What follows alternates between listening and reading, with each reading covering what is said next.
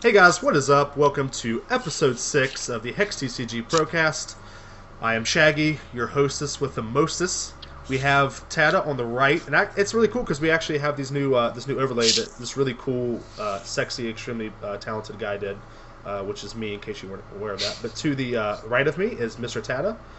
Below me is Sean Carroll, and then to the right of him is Neo, which I guess is more like this. Is Neo.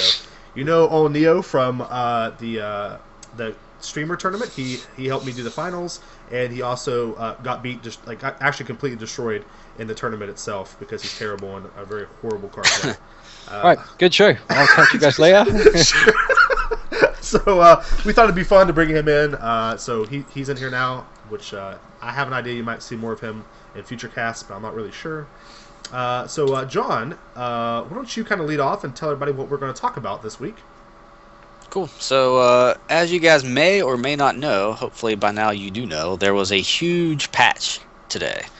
And in this patch, there were tons of changes. There were about 20 cards added, and there's a page long of patch notes. However, they also conveniently left out about another page worth of stealth patch notes that we kind of started to uncover.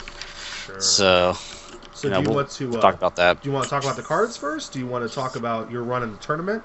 In case you guys weren't aware, no one wants to know that. No one cares. Sure. Why would they? It's just some old guy one.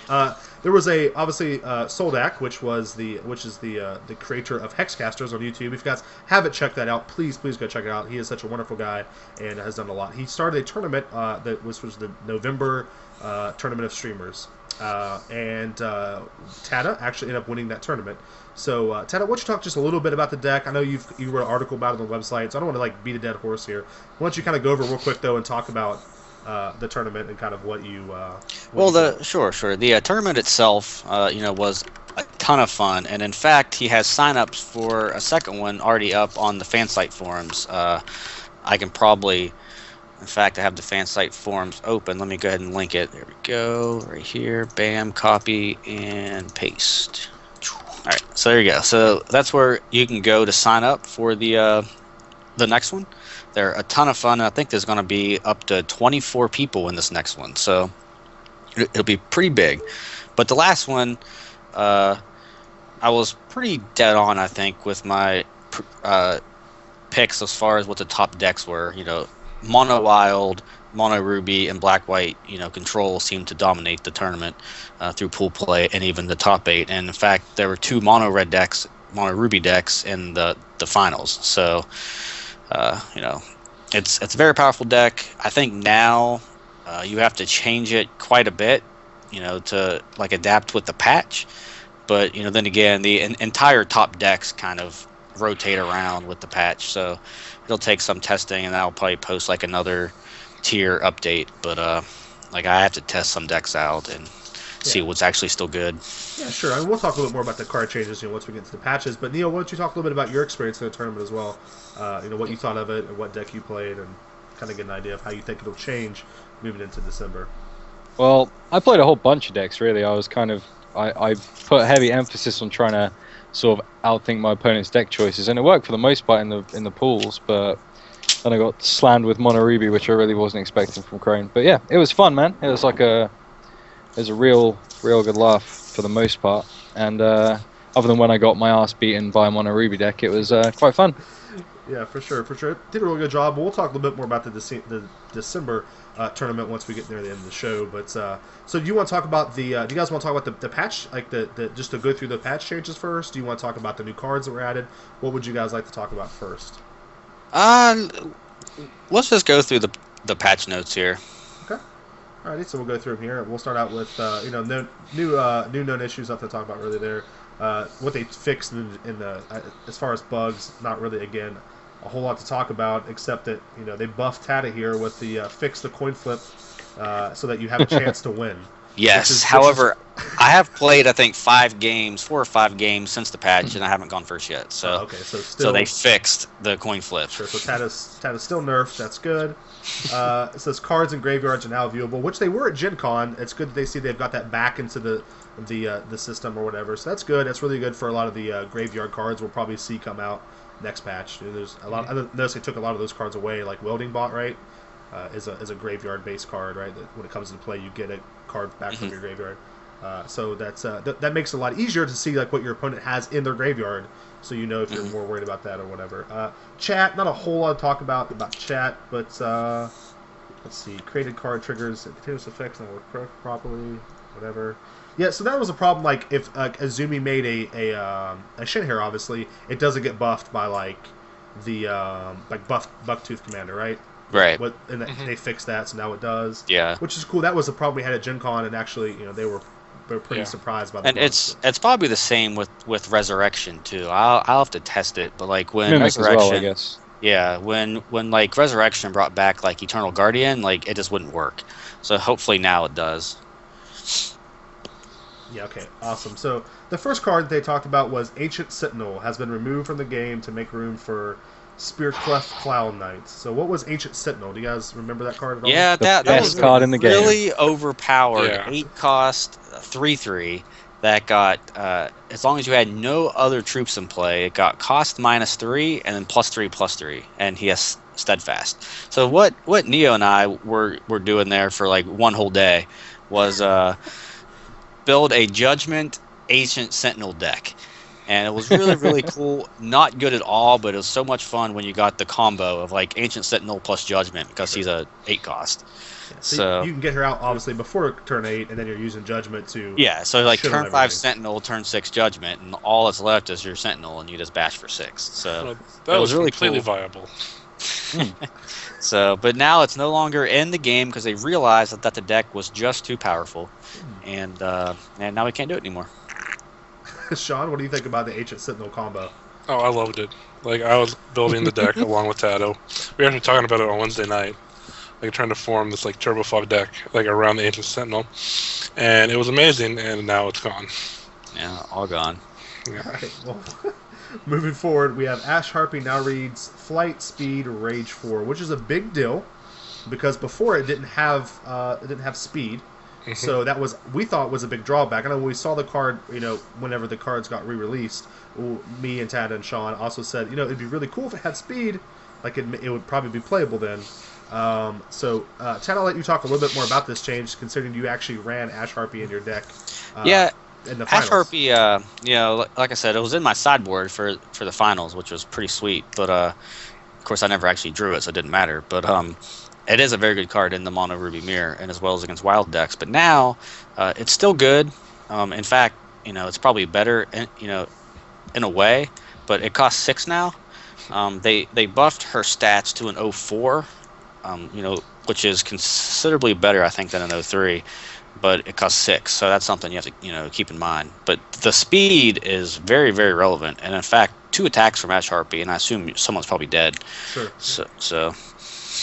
Which is kind of how it was set up anyway, right? 2 attacks with Ash Harpy would have probably killed most people anyway. But now with with them adding speed in, it's actually those 2 attacks are a lot earlier, obviously, because you can do it when it actually comes into play. Which is the problem we had with Ash Harpy in the first place, is that it was a 5-6 drop do nothing that you just play out, and like it's a 04 or 03 or whatever the hell it was, and you just do nothing with it. But now with speed, it actually influences the board as soon as you play it, which I think is a good change. And that's the kind of changes that we obviously like to see out of high level cards. So anyway, Battle Beetle is the next card. It says now reads Stockable Major, and it costs only 2 now to give it flying instead of 3. Right? It was 3 before. Yeah, it was 3 before, and in fact, it was the 6/4 before, and now it's actually a 5/5. Okay, I like that. Yeah, it's a little bit, less on the front side, but having a 5 on the back side, I think, is pretty relevant. Sure, it makes it. I mean, I think it's the magic number is still 3, right? There's really no way to get rid of anything that costs more than 3 unless you're using terrible transfer. And... No, now there's Persecute, but so 4 is actually where you want to be now. Oh, did they change Persecute? Oh, yeah, yeah. Persecute We'll talk about it later. Okay, But is they it down here changed it. somewhere? Oh, okay, cool. No, it's one of the stealth changes. Oh, okay, cool. That's awesome. Because we'll talk again. We'll talk about that later. I love persecute, so I like talking about it. So it says blood aura now reads target troop gets permanent +1/+1 and life drain, which before was just +1/+0, right? So it's actually just a 1 defense upgrade, right? Like that's all it's changed. Which and like that card just keeps getting better and better. Like I know when it first came out, it was +1/+0, and you voided some trash, which was unplayable. Right. And then they made it 1 cost and +1/+0 and lifelink, which is not bad. And now it's +1/+1 and lifelink for 1 resource, and that's like, I personally I think that's pretty good. But I'm pretty sure they upped it to a 3 cost now. 3, Yeah, man. Okay. I looked at it earlier. If it's actually cost 3, then never mind. The card's terrible. Yeah, it's definitely not worth 2 mana increase just to get 1 defense. Yeah, I seems- would think so. Yeah, seems odd. Neo, anything to talk about Blood Aura? I know you played around with the card a little bit yourself. Yeah, if it does, I mean, I haven't used it since they patched it. It was pretty good before. If it costs 3 now, it's probably unplayable. Sure. Probably. I agree. All right, Blood Crazed Zealot now has no game text, so it's just a what was it? 4 cost before? 4 cost. I mean, it was a 4 Used to cost be 3/2 a- with speed, right? Yeah, and now it's a 5 cost 4/5 Whoa.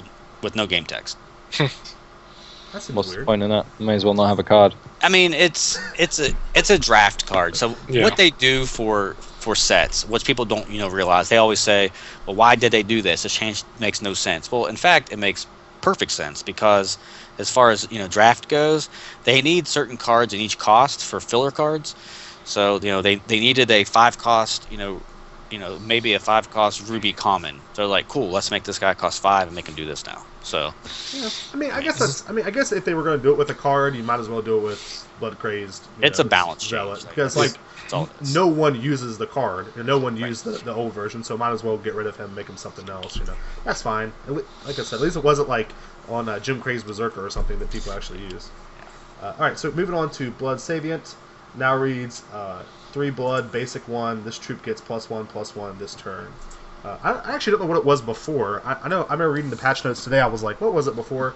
I think it it was cost 2. 2 or 3 before, didn't I it? think I had to pay 2 to do it. 2, yeah, okay. So now you have to pay what? 1. Now- 1. So now it's it's actually pay 1, Sure. yeah. So it's a buff. Like it's still not very good, probably, but it's better than what it was at least. Sure, makes sense. That guy's cool. Bolt Paul Wizard now reads 1. Sacrifice a troop. Troot. A troop. Sacrifice a troop. Revert target troop. See 1. Sacrifice a troop. Target champion buries the top card of their deck. So I actually didn't see anything different with this, right? I think it used to be free, wasn't it?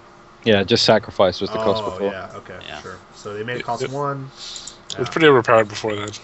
Really, I don't think it was that overpowered because I never saw it played ever. But maybe I think I don't want to say much. I can't even give you my reasoning why I think they changed this. I'm just going to say I don't think this is a set 1 change. I think Tata will know what I'm talking about when I say that. But I don't think they are changing this for set 1. Right. That is probably correct. Sure. Okay, so moving on. Bottled Vitae now reads, and this is the one I'm actually mad about. I'm not mad, but I'm like a little grumpy about this. Bottled Vitae now reads basic 2, sacrifices artifact, gain 1 health, gain a charge, and draw a card. Which honestly, we were all kind of blown away by the Bottled Vitae change, and I actually named it in our pre-show, or I think it was like our pre-show, whatever, one of our shows for the tournament, as one of the best cards in the tournament. Which is just a 1 cost artifact. You pay 1 and you sacrifice it, and you basically cycle and gain a life, which was super cool. I thought, I didn't think there was anything wrong with that. You got a charge too, and it made a lot of decks, happen. It was really good for control. I know, like Tata, you were using it in your aggro deck. Maybe that's why they nerfed it. Maybe it was a little too good because every deck was using it, which is whatever. But what do you think, John or Sean or anybody? You guys have any ideas why this maybe been changed, or was it needed? I think they didn't really intend for it to be as good as it was. It was kind of unassuming. Like, you wouldn't think that, man, this card is so good. But when you play it in aggro, it's because of Poka's charge power, which, again, we'll talk about later because that was actually nerfed too. But Poka's charge power was a little bit too good.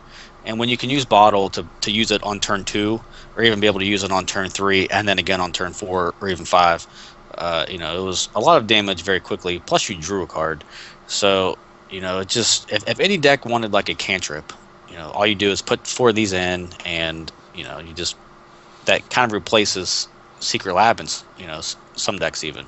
So now that it costs 2 to use, it's not as good, but I can still see it getting played in like some decks that Sure, like, I could see. like I could see Control maybe still running this. I don't know.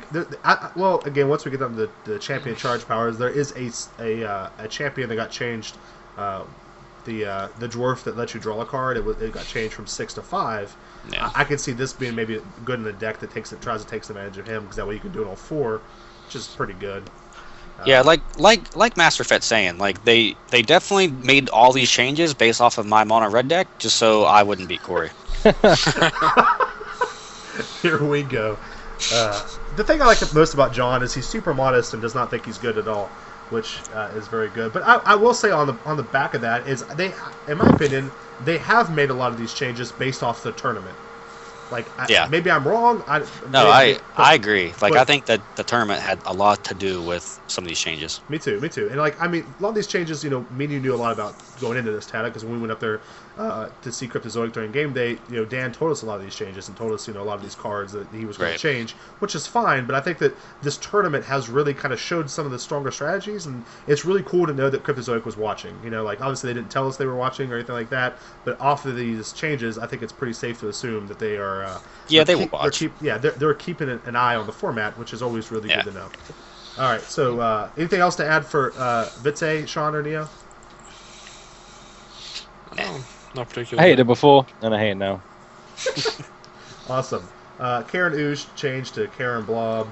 I don't know who cares about that. So the Chronic Madness changed. Nothing actually changed the Chronic Madness, except that the escalation mechanic got nerfed. So this is actually 4 cards now. Yeah, it's 4 cards, not 3. Oh, is it really? Mm-hmm. Yeah. Mm-hmm. Oh, okay. Well, I knew that. So, like... Yep. Sure, that's what I meant. Obviously, changing to 4 cards, whatever, no big deal. Here's the thing I want to talk about, though, is the escalation mechanic. Like, this is a huge topic and one that we kind of knew was going to happen. John, obviously, Dan told us about it. But, like, what do you guys think of this escalation change? Actually, I'll start with Neo, so he actually gets to talk a little bit. Neo, what do you think about this escalation change? You think it was a good thing? You think it was a bad thing? What do you? I think it's a very, very, very, very, very good thing. I think some of the more powerful cards, like the one least affected, I think, is Crash of Beasts. It's still pretty powerful because most of the time you only ever play 2 in green. Like, sometimes you get the 3rd one off, but most of the time it's just like you do it for 1 and you do it for 2, which is exactly the same. So for the most part, that is not that affected. Ragefire is still pretty good. Eternal Youth has taken a huge hit, which is a good thing, again, because that got out of control in the Blood Diamond decks. If you could play it like when you're getting like 40 and 80 life, it kind of makes the game insurmountable for the other player. They can't really come back from that. Sure. So I think that was a pretty worthwhile nerf, and Madness was sort of the least powerful one before, and it still is now, but at least they've upped the numbers on it a bit to make it a little bit more viable. I mean, Mill is still not 100% viable, but we don't know what the future holds, so I'm sure it's okay for now. Yeah, I think that Cryptozoic's done a better job in this game than other games have to try to make Mill viable. Mill is obviously a fun thing for newer players to do. Actually, almost every single new player I've ever met is like, what deck are you playing? Mill. Like, I'm going to mill you out. You won't have any cards. How are you going to win? And it's like, sure, that's fun. And that's definitely a viable strategy, more so in this game than I would say in Magic, as far as, you have things like Sabotage and the red guy. I don't know, that you mill him, you win the game, basically. So they're at least trying, and I think that the Chronic Madness buff or whatever was to make it more in line with what it was before. It was like 3, 6, 12, and now it's like 4, 8, 12. Like, Mm-hmm. what I'm trying to say. So I think it makes sense that they increased it by 1, and I think it's a good change. Like, Tata, Sean, what do you guys think about this? Yeah, I mean, I agree. Like, I think, in fact, that the first 3 Chronic Madnesses actually mill more cards than it did before. Mm-hmm. But maybe the first 2, right? It's the same amount, but it does it quicker, I think. Yeah, and plus they buffed the champion charge power like Nin, so like now he mills 3 cards and instead of 2. So I mean that's not like totally irrelevant either. No. So like all of escalation in general, like I pretty much agree what Neo said, in that Rage Fire is still very good. A lot of times you don't need to cast more than 2 Rage Fires to win a game. I mean, not unless that's your only win condition. Like there were decks like that, but you can't do that now. But Rage Fire is still really good. Crash of Beasts is still really good. That probably took one of the biggest nerfs because that was Wild's best answer to Extinction. So now that it's not quite as powerful, it probably gets hit more with the nerf bat than anything else. Chronic Madness is still fine. Eternal Youth now is still good, but it not nearly as good as it was, of course. And then of course Relentless Corruption we don't really know because we never played with it, with the old rules. But I have a feeling that card is going to be one of the better ones too. Oh yeah, it's really they cool. actually nerfed down the heal on Eternal Youth as well, didn't they? Yeah, To 4. down to 4. Certainly. Like it's very very like it. It's still good, but it's super nerfed from how it was because now that we don't have the gain 4 life gem from the Protector Defender anymore because they nerfed him. So Defender. Eternal Youth kind of fills that role now. So it's not as good as it was, but it's still fine. It'll still see play. Yeah, Crash of Beasts. Is that the only change they made to Crash? Does it still cost 3? Yeah, it still costs 3. Okay, cool. So I think Sean, why don't you get your 2 cents real quick about the escalation changes? Because that is a pretty big deal. So I'll let you kind of talk about that. I will say that I did love the change. Like I've been campaigning for the additive change the entire time that I've been looking at the escalation problem. And I think not only does it help fix some of these cards, that now moving forward it makes escalation a lot easier for them to design with. Whenever just straight double, you had to be very, very careful on what you design with it. Now it's just a straight additive number, and you can also change the number however you want. It's much more open for them to actually work around, and much more flexible for them to actually make more cards with the keyword, and be less afraid of it just being completely bonkers. Yeah, no, I think that's actually a really good point, Sean, is that it definitely opens them up in a design space. And now they can go make, an escalation card for, I don't know, let's say sacrificing or something. And it's not, as absurd as what it could be before. Or even an escalation card for counterspells, right? I know I talked about that a couple times, pay 1, now, pay 2, pay 3. That actually makes a little bit more sense. And I think before it would be eventually just absurd. You can get... times is such a greater increase, obviously, than addition. So it's one of those things where I think that they can go on and make more escalation cards. I'm not going to be as terrified every time I see one like I was before. I mean, just Rage Fire. I mean, if you had 4 Rage Fires, you won the game.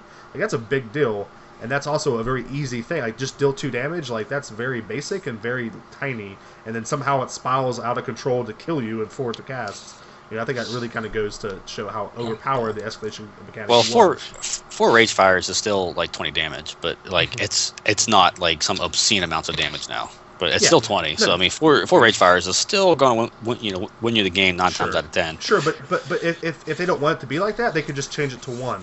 Or they could. It's a lot easier to fix. Before they would have to you know what I mean? You couldn't just change a number on it. You know what I mean? Now it's just so much more controllable.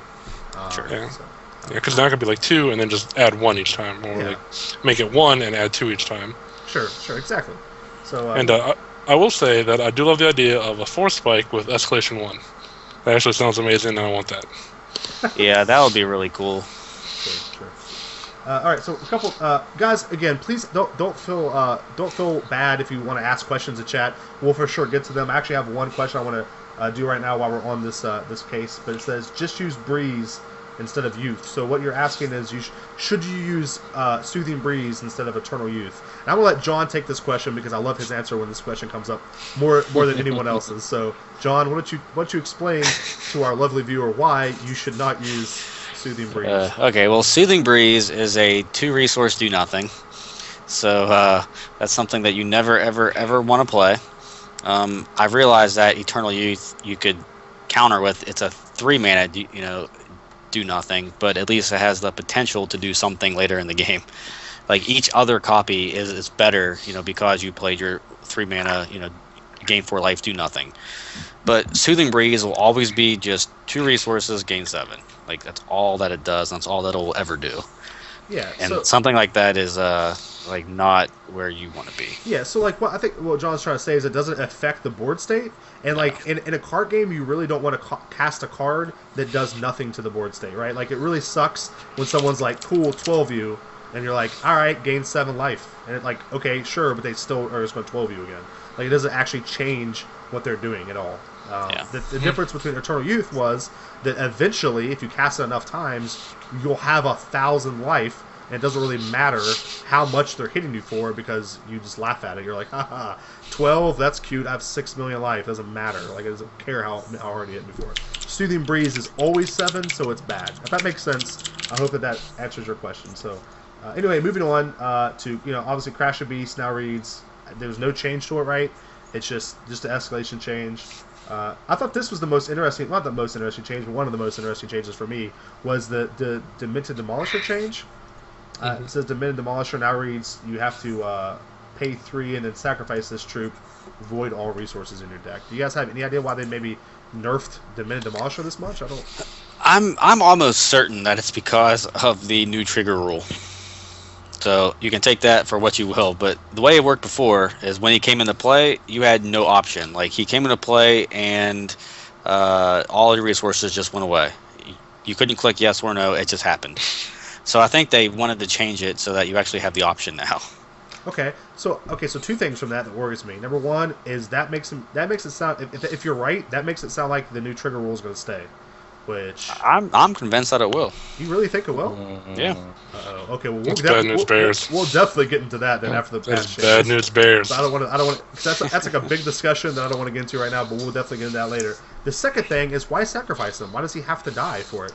I feel like he's a 3/3, guys. He's a 3/3 for 5. Surely he's not that overpowered. We have to sacrifice this guy to get rid of all your resources, right? I mean, am I wrong? I mean, I don't know. Like, I haven't seen any Demolisher decks pop up since the first week of Alpha. So like, why do they feel the need to make him?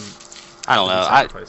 I don't think he's that spectacular. I thought he was really cool the first week of Alpha because the card pool was much more limited. But now that we have like 50 more cards since then, at least like it's he's like those very weird decks just don't really work anymore. Especially now that Escalation got nerfed because he took advantage of Escalation cards and now you can't really do that. Yeah, well, exactly. That's what I'm saying. Like they nerfed Escalation. Why make him die? I don't know. Like it just seems kind of a needless change to that card. Sean, do you and Neo have anything to say about that? Well, I know whenever Magic has a deck that they don't like, that is very powerful or does degenerate things, whenever they go to nerf it, they will just carpet bomb it. Like they will hit multiple cards in the deck and just make it unplayable. Sure. That might be something they're doing here, or it might be a change for future sets that they didn't want this to be a trigger. Sure. So you think they're just carpet bonding all the Demented Demolisher, right? Maybe. I'm actually not even sure why you would really do this.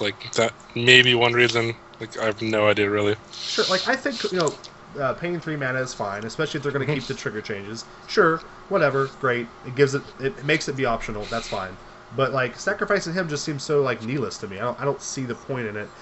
It's a 5 cost 3/3. If your opponent can't handle that, I don't know. Maybe I'm wrong. Who knows?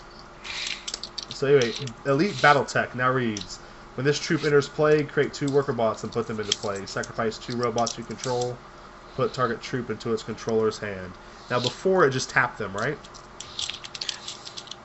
Before you can tap 2 robots to tap a creature. Sure. So now it's sacrifice 2 to bounce. Yeah. So it's still terrible. No, well, kind of. But I was talking about this earlier. It doesn't say opposing troop. I mean, it's going to cost a lot, but I can see this depending on what cards they release. If bouncing a troop to your own hand or something like that is going to be a thing. You could play this guy and then use his ability to bounce him to your hand. and then play him again, and then use his ability to bounce him to your hand. Like, you could do that repeatedly, because he gives you the resources you need to do it over and over again. So if something triggers off playing a troop or something like that, you could use this guy to combo like a boss off of something like that. Well, like Worker Bot Factory, right? Yeah. So like exactly. maybe that, right? Because that would be like, if you could play that twice in one turn, that would be like, how many counts? Like 6 counters on each Worker Bot Factory. So, I mean, that's the only thing right now, but obviously there could be more things like that. I think it could be you could use combo it for, potential for Vault Cannon too, right? Like, is he still like 6 mana to cast? Or, like, what's his mana cost? I haven't actually checked, but yeah, you could put him into play, and then you could tap out the things it creates for Volcanon, bring it back, play it again, tap them out again for Volcanon. I guess that's the thing as well. Yeah, exactly. I mean, you could use it for Volcanon. Maybe there's a couple things you could do. I guess it is probably better than what it was before, but I don't know.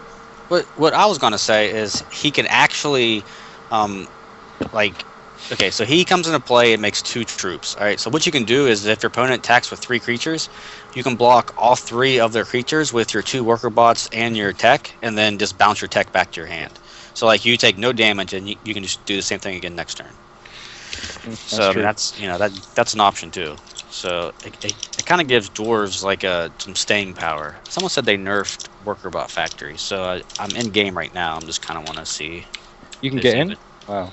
Yeah, it's amazing, right? It only took me 10 tries. He's the champion, dude. They just let him in. Oh, okay. So Worker Bot Factory actually did get nerfed.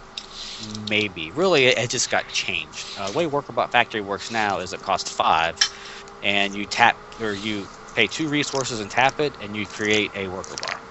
Oh. So. Okay.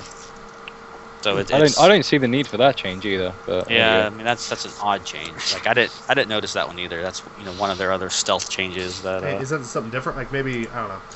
Maybe there's something we don't know about where having that many worker bots will rule the world or something. I don't know. Sure. All right. Well, so that's that change. I don't think it used to cost 1. Yes, it did used to cost 1. But it actually worked completely different. That was actually a huge change. Anything to say about this card, Sean, before we move on to the next one, bud? No, not actually offhand. Alright, so the next one was Eternal Guardian. Now correctly prevents damage to your other troops. Yay. So that makes me think that maybe His Majesty King Stark or whatever. Or His Majesty Robb Stark. Robb Stark? Yeah. How dare you? Yeah. Maybe he works the same way now, because like that was a problem before, is that he actually didn't work correctly. So they fixed it with Eternal Guardian. I'd imagine they probably fixed it. Yeah. Anyway, that not too much to say there. Cool, the card works. Good. That's usually good going forward with the game. Eternal Youth now reads gain 4 life instead of 5. And then the escalation changes. We talked a little bit about that. Not much to say there. So here's another big change, was the Frost Wizard change.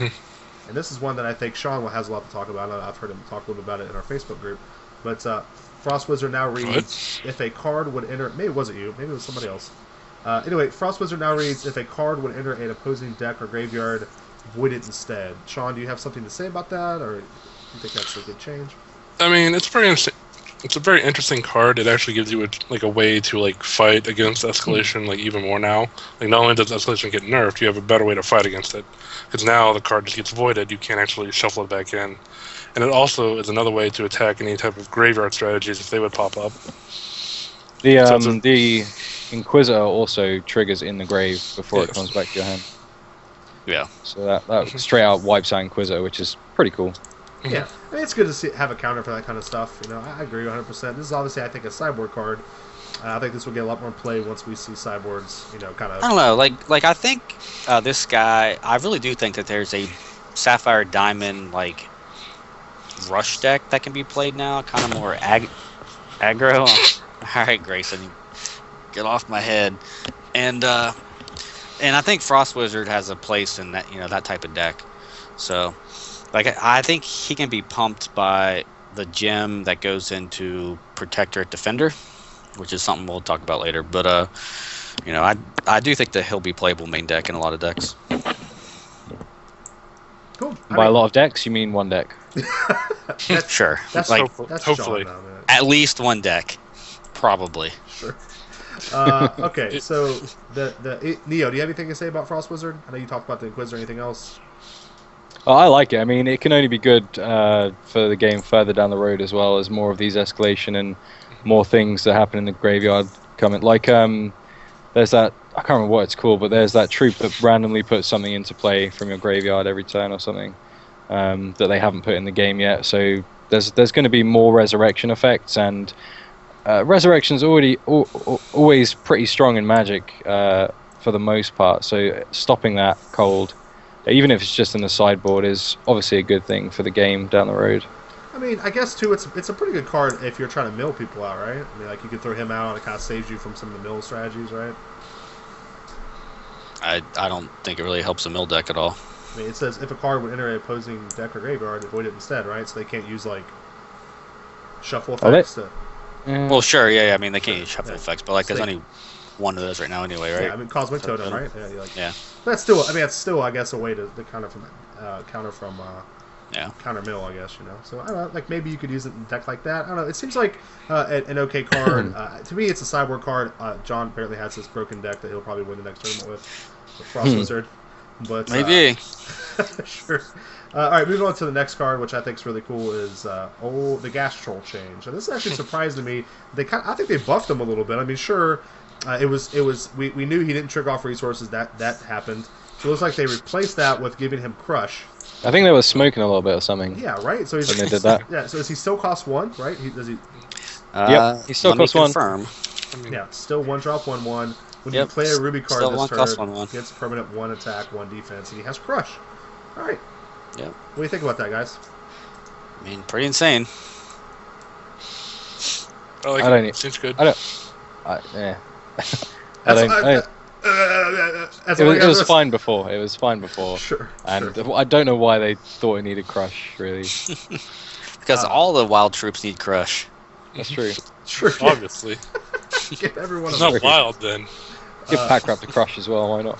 I think this is definitely going to be a lot better for the obviously the wild Ruby deck, like aggro deck that we were trying to build data. I think that deck might actually have some sort of might actually make a appearance in the next tournament. I mean, there's a lot of we have Shards of Fate now. We have this. I mean, there might be something we can do.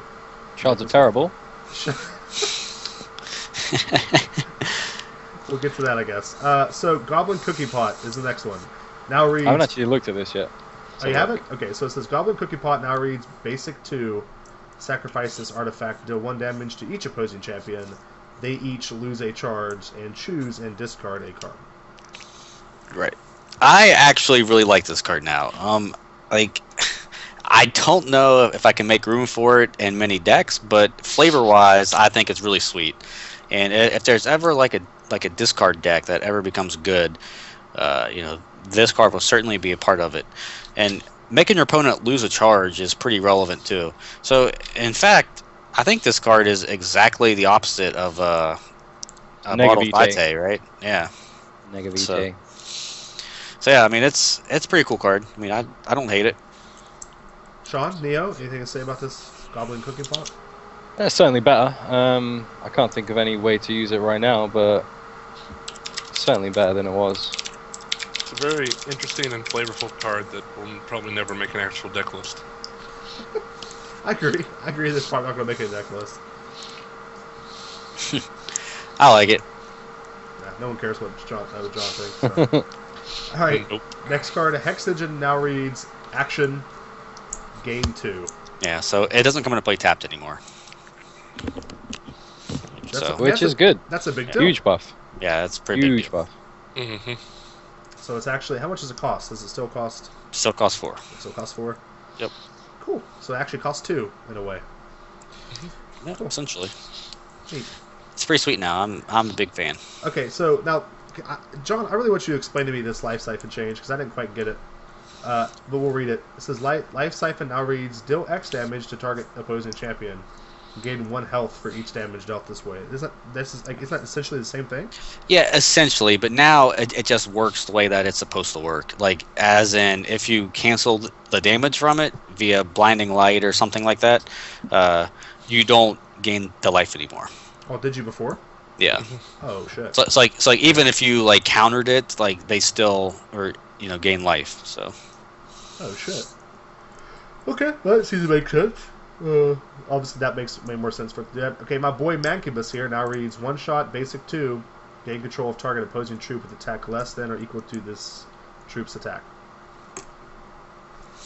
You know what? You guys know what changed with that? It looks different.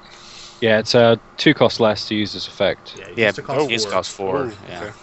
So that's kind of a big deal. At least he costs 4 himself. So I guess that way you can potentially play him on turn 6 and use him the same turn, which is whatever instead of turn 8, and that's a pretty big deal. And I guess now you have 3 more mana the next turn to play with instead of 1. Yeah. So the card still is pretty cool. I know, John, you were kind of messing around playing it in your sideboard. And the Monarch Yeah, like I really wanted to play it in my sideboard for the streamers tournament, but then I looked at the ban list and he was on it, so like I couldn't actually play with it. Yeah, but it's actually pretty cool. I thought it was a pretty cool idea you had to do that. Yeah, I think he's pretty sweet though.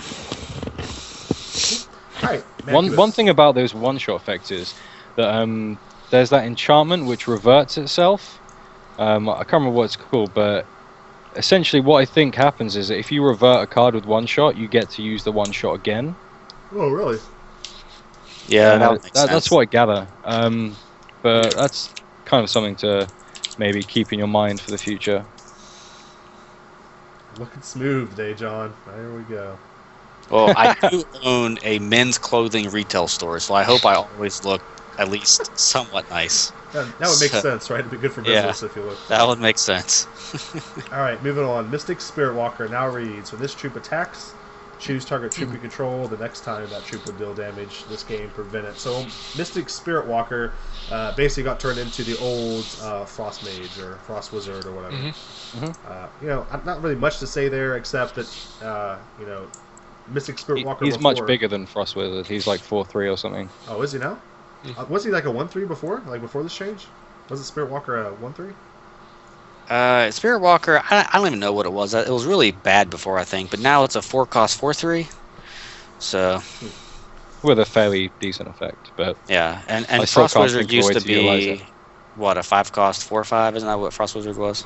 He's only like a 3/3, I think. Frost Wizard was he? I'm pretty sure he had at least 4 attack, but Yeah, I think he was a 4/3, right? Was it a 4/3. 4/3? Okay. Yeah, I think so. maybe Yeah, yours. I don't know. Sounds 4-cost, so Sounds like whatever. the 2 people up top said it was a 4/3, so it seems like you guys are probably wrong. The problem that I have with this card is actually literally the only problem I have with the new stack change is that once this guy triggers, you have no idea who was targeted, and I hate that more than anything. That will change though because the text will go on the card eventually. You would think so. Well, let's hope. Aw. Aw. Alright, so moving on to Necrotic Merchant, name change to Windborn Acolyte. Now reads Flight. So that's a pretty big change. I think that actually might make that card playable.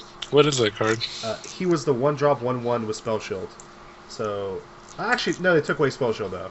That's what they did. Yeah, the Sure. Windborn Acolyte now is just a 1-cost 1/1 flight. It has really sweet artwork, by the way. Like I don't know if anyone's seen it yet, but it's pretty sweet. When I first read that, I in my mind it was like they kept Spell Shield on it, but they gave it Flight too.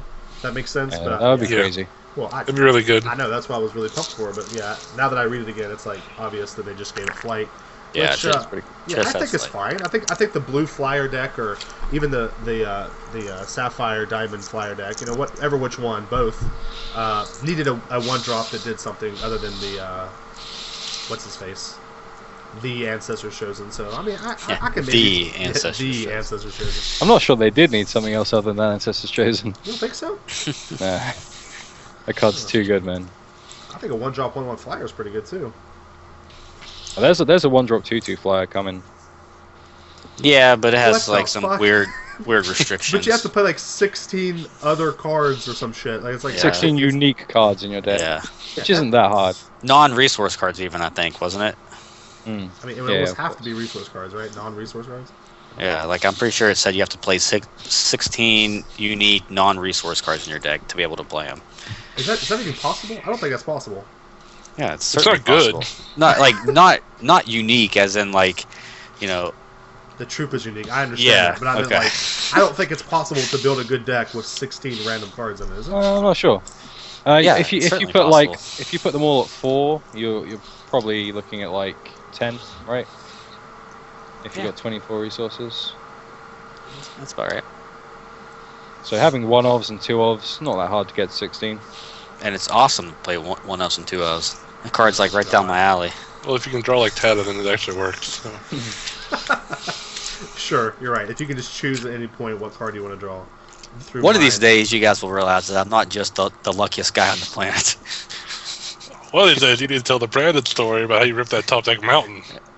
One day, Oh my God. when they're all ready. That's pretty OP actually. That's a story that I would love to tell one day. All right, so here we go.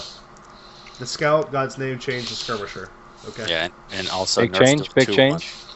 Yeah, big change, pretty big deal. Instead of scouting, it now skirmishes with people. And also, like, I guess we can talk about it now since we're talking about the card, but like it was nerfed to a 2/1.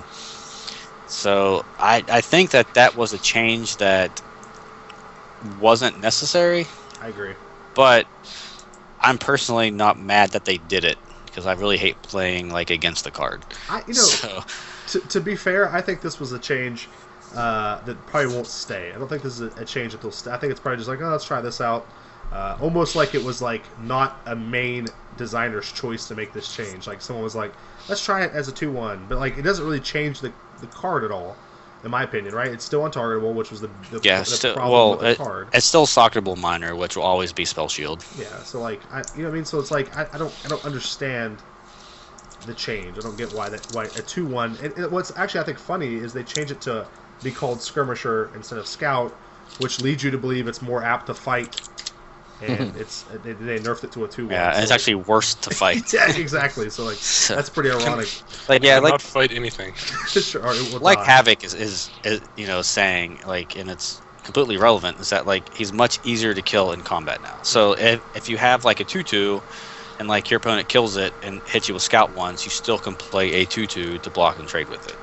So Basically gives you an extra turn to stop a game. Yeah, basically gives you a whole extra turn. Yeah, I mean, same thing. It gives you extra turn with Heat Wave too. That's the card you guys play.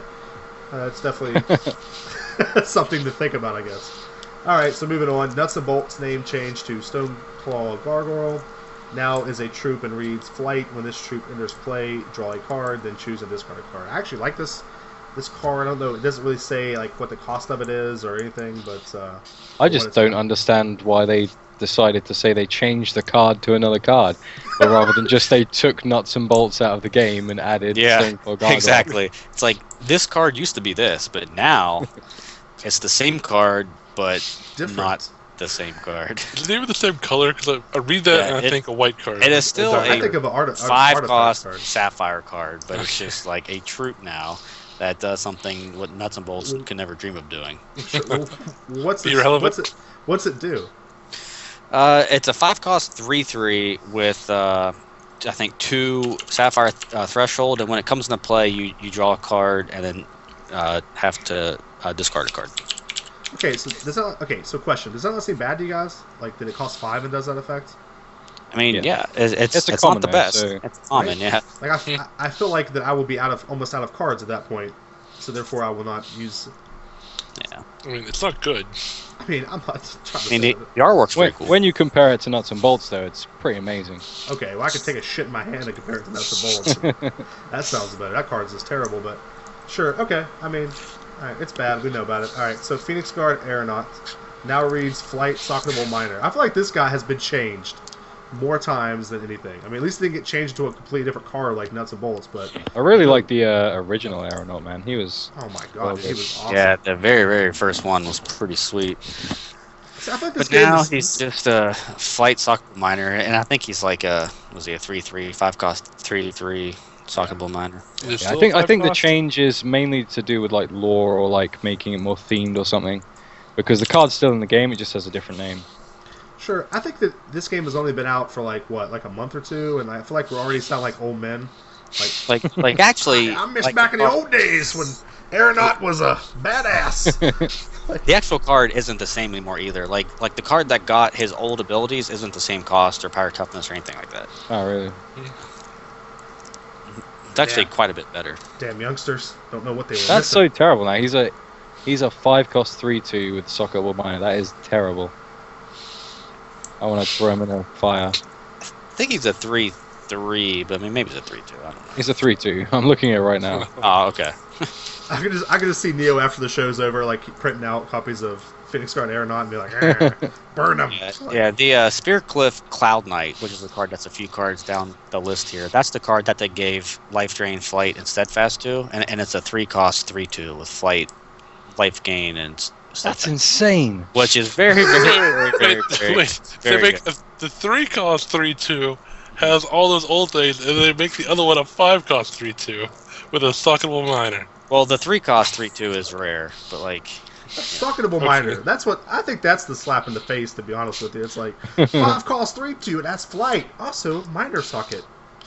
I mean, hell, they gave That's the good. 2/1 defender with like 2 cost a major socket.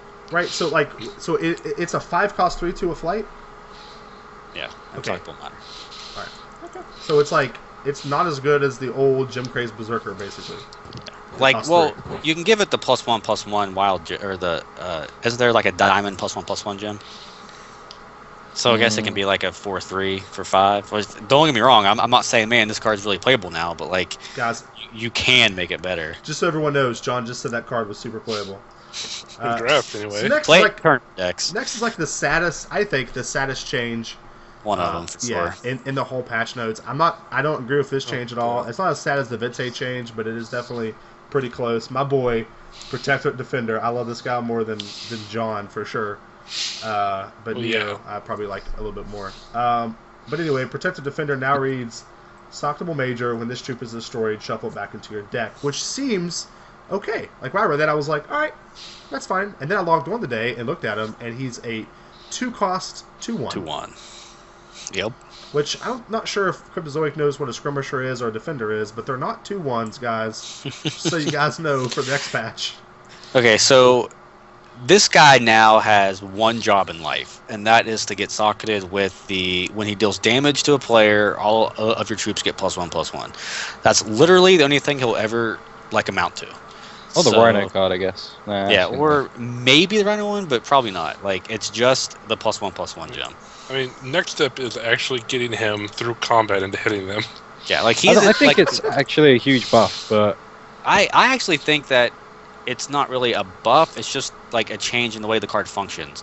But I do like the 2/1 though. Like I think it's very, very good. In fact, I built a Sapphire Diamond tempo deck that tries to play him on turn 2 and then play like Buccaneer or something on turn 3 to bounce their only blocker and then attack for 2. Like that's going to be a really powerful play. So it's something to watch out for. So, question. Yeah. To Neo, why do you think this is a buff? because it now has a place in many, many more decks than the Defender did before. Sure. Like, it pretty much was only good in the Diamond Blood Control deck. It was really good in that deck, but that's really all it was good for the most part. This can be put into so many different decks, and it just becomes a lot more useful with in its current state, especially when we get more gems and stuff. I mean, who knows what you could put into this guy in the future, but it's a 2-cost major socket, which is a pretty big game, in my opinion. Yeah, I agree. Yeah, I mean, like, I do agree that a 2-drop card with a major socket is very, has the potential to be powerful.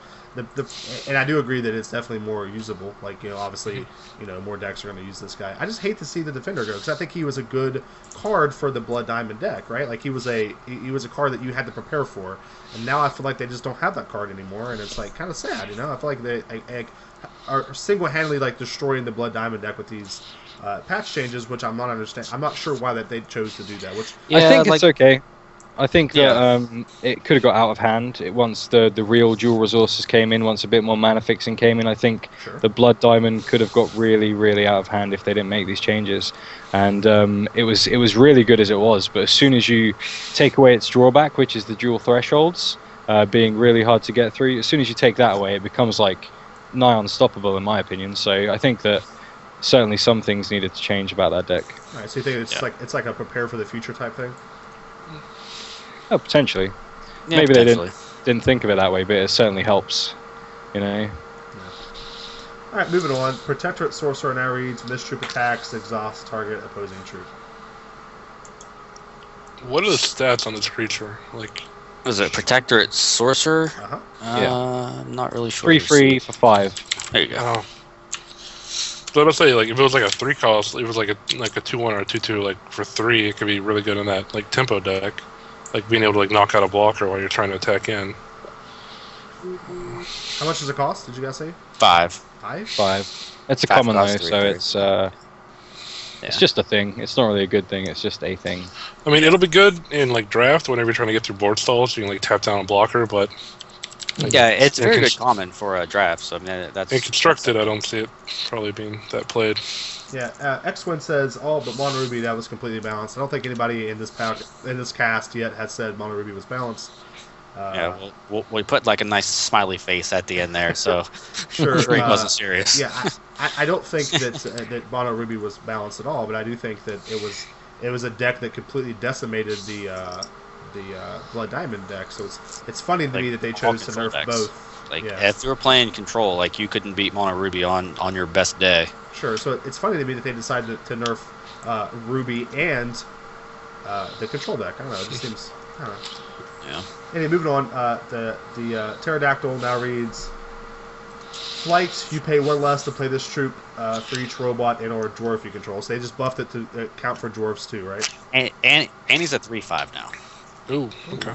He used to be a 3/4. It counted now for he's dwarfs 3/5. before, I think, but I think the main change is that they made it so its cost doesn't stay like you pay less, its cost doesn't decrease.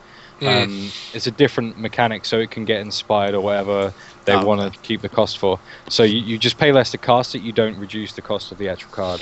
Yeah, that's pretty good. But making it a 3/5 is also pretty sweet. Yeah. Okay. So it costs a 3/5 and the cool inspiration change. I get it, I guess, but I don't see that. I don't know. I don't see it being ran like an inspiration deck, right? Like I don't know. Well, probably not, but they might make like an Inspire guy for Sapphire or Ruby. The artifact colors that is pretty sweet for the deck, and like so this card would get the effect. I think there's an inspire guy that when it deals damage, you draw a card, right? There was at least. That's Yeah, a Sapphire alpha. one, yeah. Yeah, that's Mhm. Mirror Yeah, Knight, Sapphire. right? Yeah, Yeah. well, they changed his name. Now it's something else. It's the same card, but they just changed his name. Okay.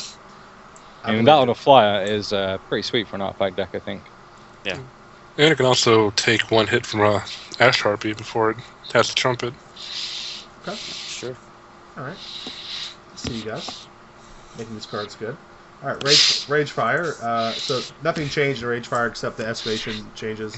Yeah, is we already fine. talked about the escalation. Yeah, exactly. Repel now reads destroy target attacking troop and no longer destroys blocking, right? Is that what it Right, was but before? it costs 2 now. Oh, Yeah, okay. 2? That's Yeah, much that's- better than Yeah, it used to How much did cost it cost 4 before? now. 4? Yeah. 4. Yeah. It used to be the magic card. What was it? Righteous something, Righteous Fury, Divine or Righteous. Yeah, Divine Verdict. There you go. Some paladin wording. But now it's now it just costs 2 and it's destroys an attacker. Okay. Oh, Repel. Probably a decent side card against Ruby, actually. Yeah. Here's actually a change I saw and I immediately thought of Havoc. I think you guys know what I'm talking about. This says Shinhair Highborn now reads when this troop dies, create 2 battle hoppers and put them into play instead of 1, right? Mhm. It was 1 before. Did they change the cost or this guy? He was 2 drop 1/1. Did they change that or is he still? All right, so let's go back real quick. Havoc put a wall of text in chat that I think that we should probably address. So with Just ignore it. with the escalation change, Rage Fire is the only one which is kind of a must-have in a Ruby with Ruby in it. Because of this, do you think they should change Rage Fire so it's not such an obvious choice in Ruby decks? Having a 2-shot ability, they can turn blah blah blah.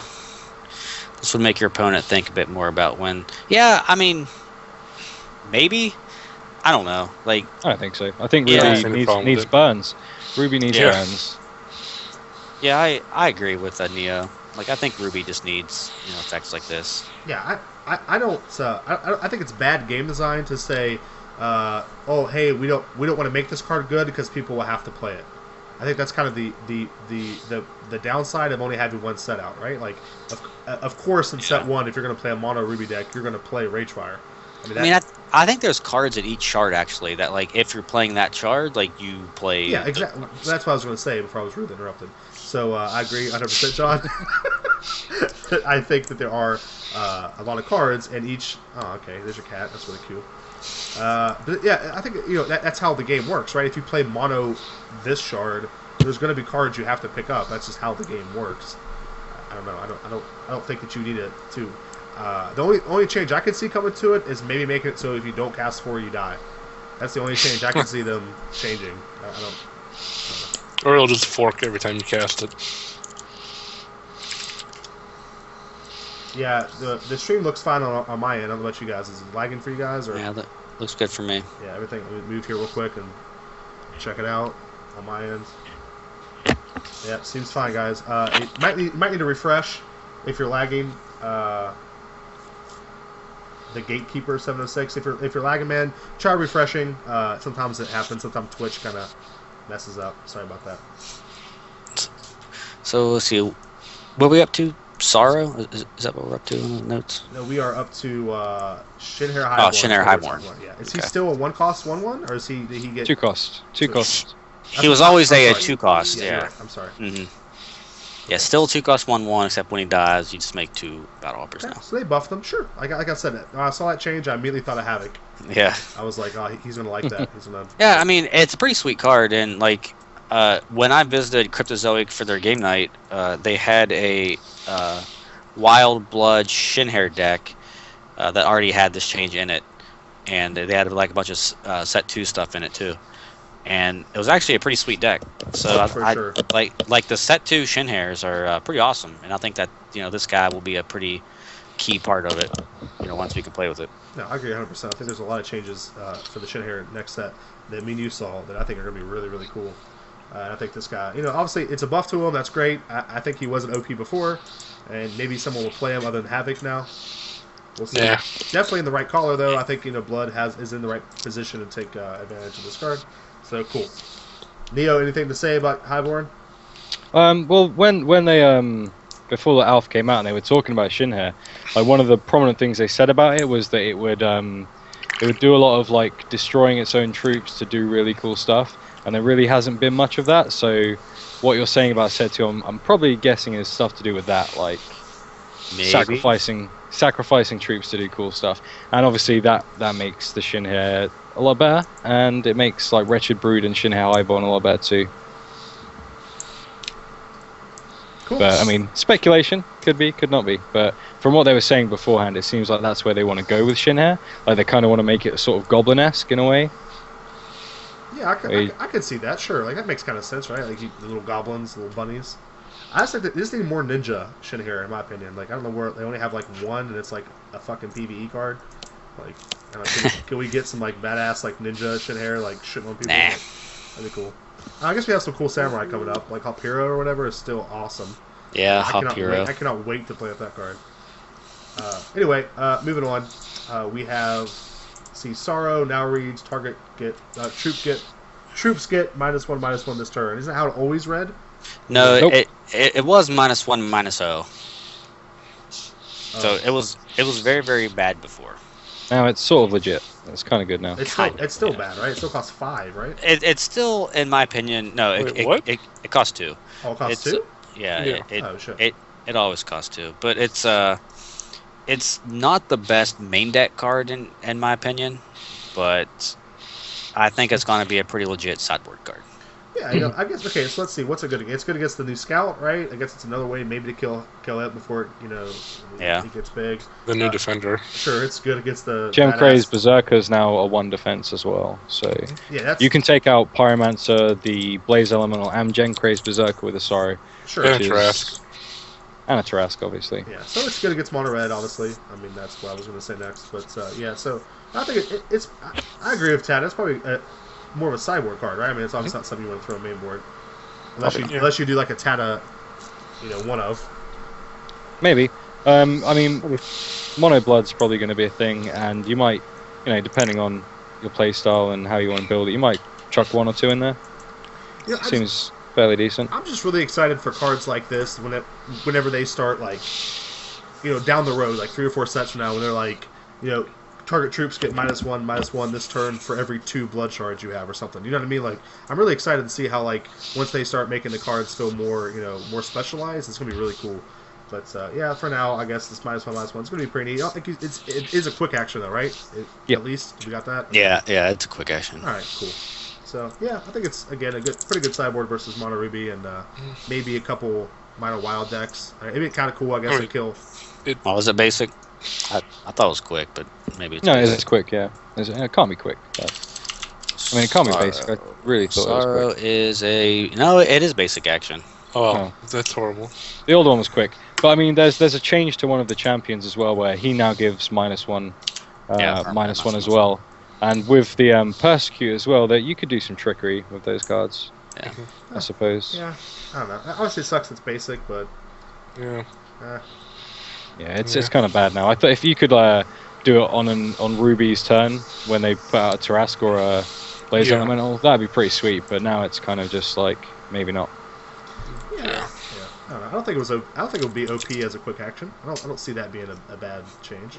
I think it'd be playable as a quick action. Yeah, I don't know. Maybe Tada can write down a love note or something and be like, "I will kiss you if you." I'm all over it. Sure. Maybe when he beat Corey next week, Tada, you can tell him, if I beat you, change Sorrow to a quick action. If I beat you, when I beat you, I could change any card of my choice. What would you change if if they actually said that? What would you change? I don't know, man. I'd change. Bring back the aeronaut. Yeah, bring back Aeronaut. I don't know. I'd think of something. I would be like, add a new counterspell. Add a new counterspell. That's the 2-mana spell pierce. Well, considering the nuts and bolts change, you can pretty much do whatever you want. Like you could just be like, I'll change Sorrow to a 2-cost, give everything like Flight, Steadfast, Spell Shield. Yeah. Sure. All right, so moving on. Spearcliff Cloud Knight has been added to the game in place of Ancient Sentinel. Spearcliff Cloud Knight has the old Phoenix Guard Aeronaut game text of Flight, Life Drain, Steadfast. And this might be my new What's it favorite called? card. I need to look at it. What's it called? Spearcliff Cloud Knight. It is a 3-cost, 2 diamond threshold, 3/2 that has Life Drain, Flight, and Steadfast. That In my better opinion, than Totem. yeah, better this than card is absolutely bonkers.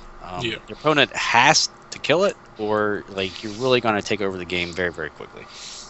So, like I said, I was working on a Diamond Sapphire tempo deck that plays this guy, and I think he combos pretty well with Buccaneer and cards like that to kind of clear the way for him. But he's pretty sweet, I think. Like I certainly like him. Yeah, this dude is definitely very How playable. much does it cost? 3. 3? That's a 4/3. 4/3 on turn 3 if you play the superiority turn 2.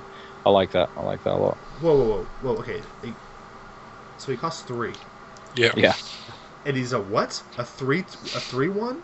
3/2 with Flight, Life Drain, and Steadfast. Dodge of Sorrow. For fucking 3? He's pretty good. He's Double pretty threshold, good? He costs 3?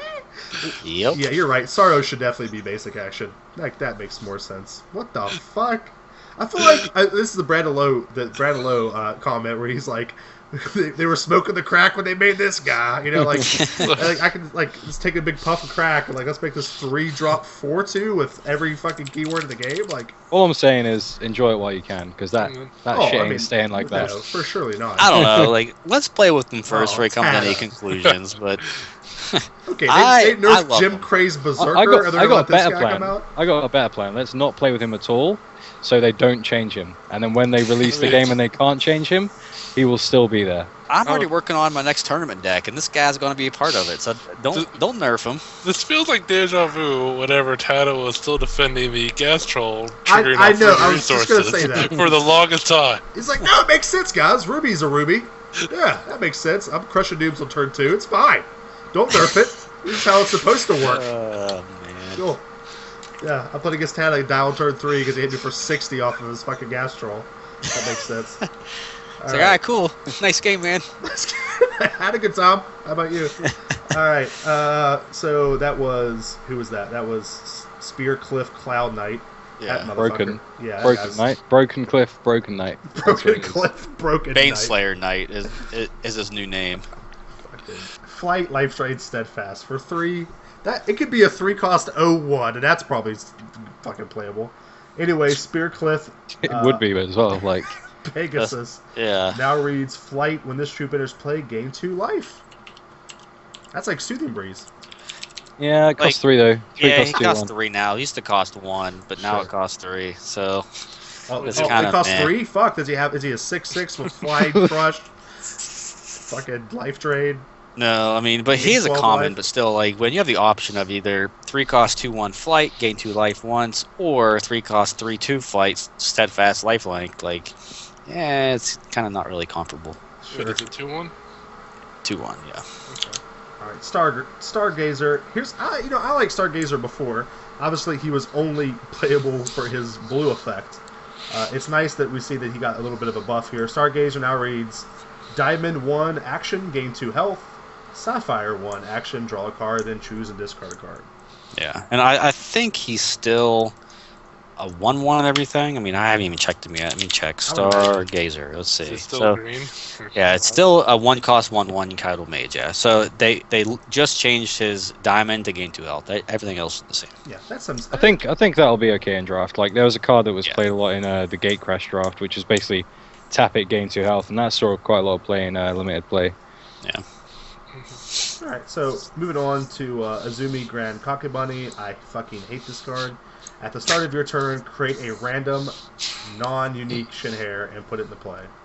Like I don't know what it did before. Like That's what it did, right? Like, am I wrong about that? It might have actually added unique troops too. I think yeah, it's maybe a it random was thing. at the end of your turn. Maybe like Yeah, it looks I like the think it same to me. I mean, I mean, it might don't be know. the same. Like So I'm they not sure what stats it was before. Is the old stats in here? Let's check. it's like a 12/12 with crush. Yeah, they might have just changed the For 2 stats. mana. on it.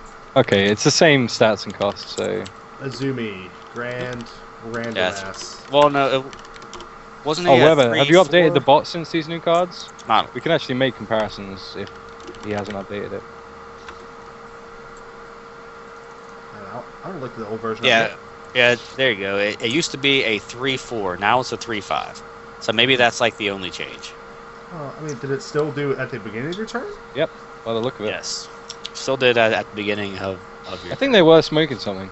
So they So- actually just made it say the same thing and put it in the patch notes? Okay, they put it in the patch notes probably because the power and toughness changed. So Well, why would they say They that? don't actually list that Yeah, as like, a well- change though. right, but Did they they didn't list that for a Did lot they of the other change the name cards, of her? Did they spell her name different or something? Is she Yeah, Oh, they so- added to. Yeah, no, they didn't put it into play. That's in the old version. was the comma there before? Who knows? Is it the comma there? I swear they just did that for us. They're like, these fuckers are going to stay here for 20 minutes trying to figure out what we changed. Yeah. So anyway, it's the same. So let's just move on to Dusty's favorite card, Verdant Wildeboar. Ah, my boy got the buff. Listen, Verdant Wildebeest was probably Verdant Wildeboar. They change his fucking name every goddamn time they put him in here, by the way.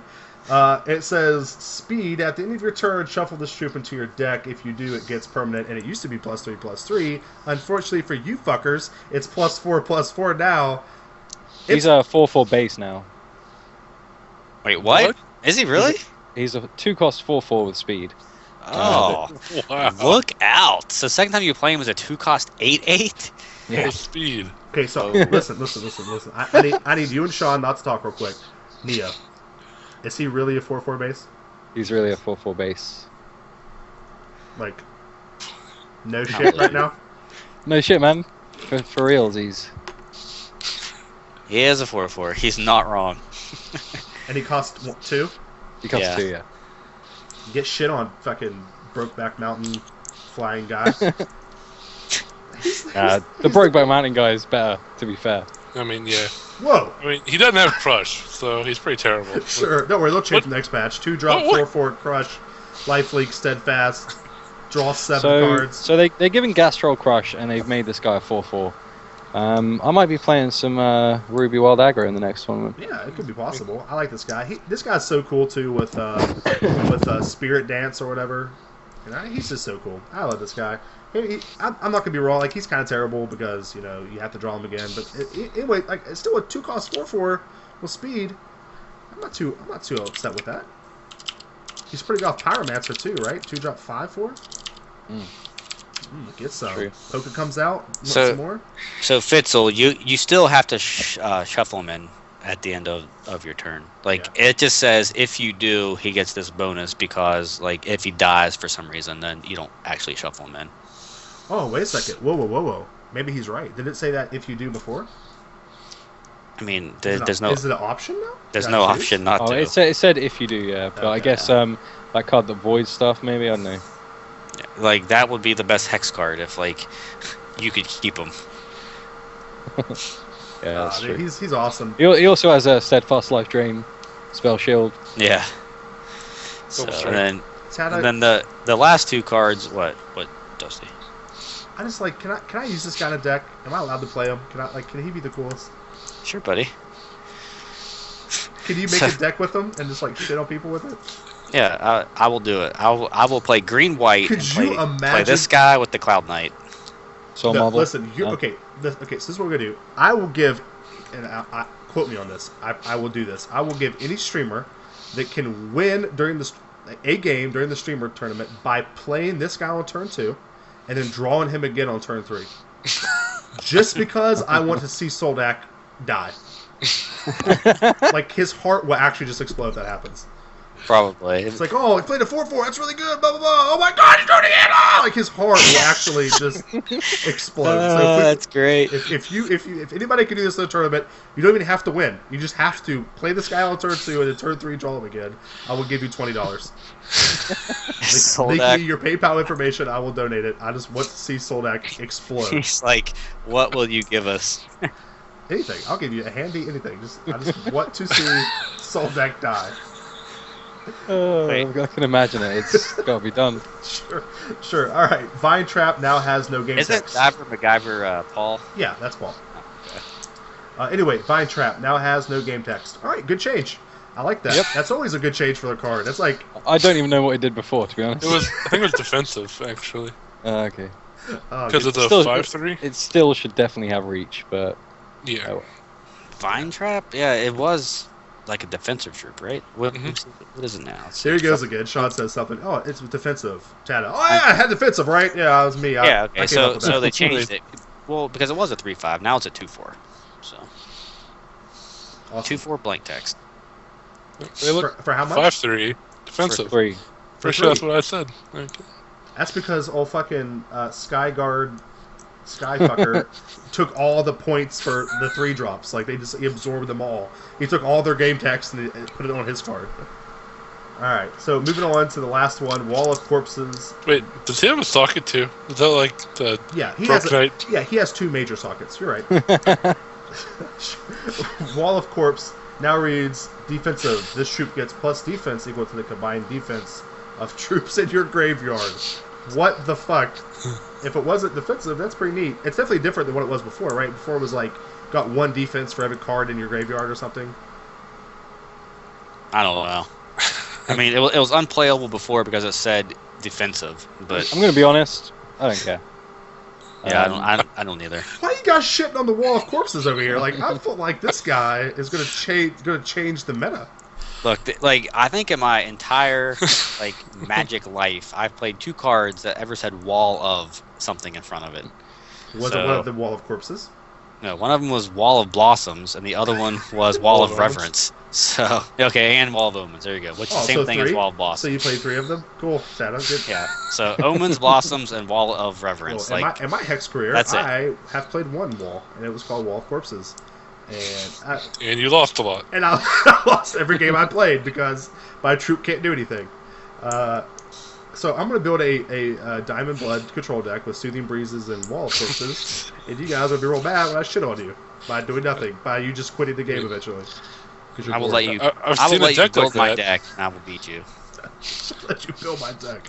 All right, I'll put all resources in it. You lose, you're stupid. I remember seeing a deck like that in Magic. It had 5 03 walls and a 7-drop with 15 lands. Moving on. They're great. Sure. We have cards that weren't in this list that have changed, right? Yeah, so the new cards, we have Shards of Fate, so we can talk about that one first, I guess. So Shaggy, you want to talk about Shards of Fate? I actually don't want to talk about that card. I want to go back to Wall of You guys are being assholes. So Shards of Fate, Nia, why don't you start us off with this one since you feel so strongly about it?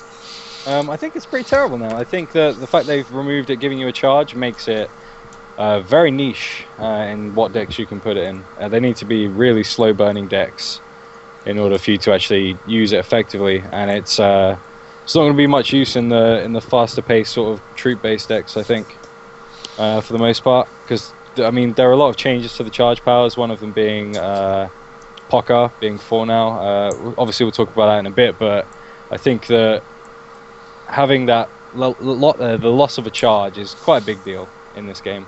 The charge powers have turned out to be a lot more important than anyone really thought they would be, for the most part, and not being able to charge your champion is kind of a big deal.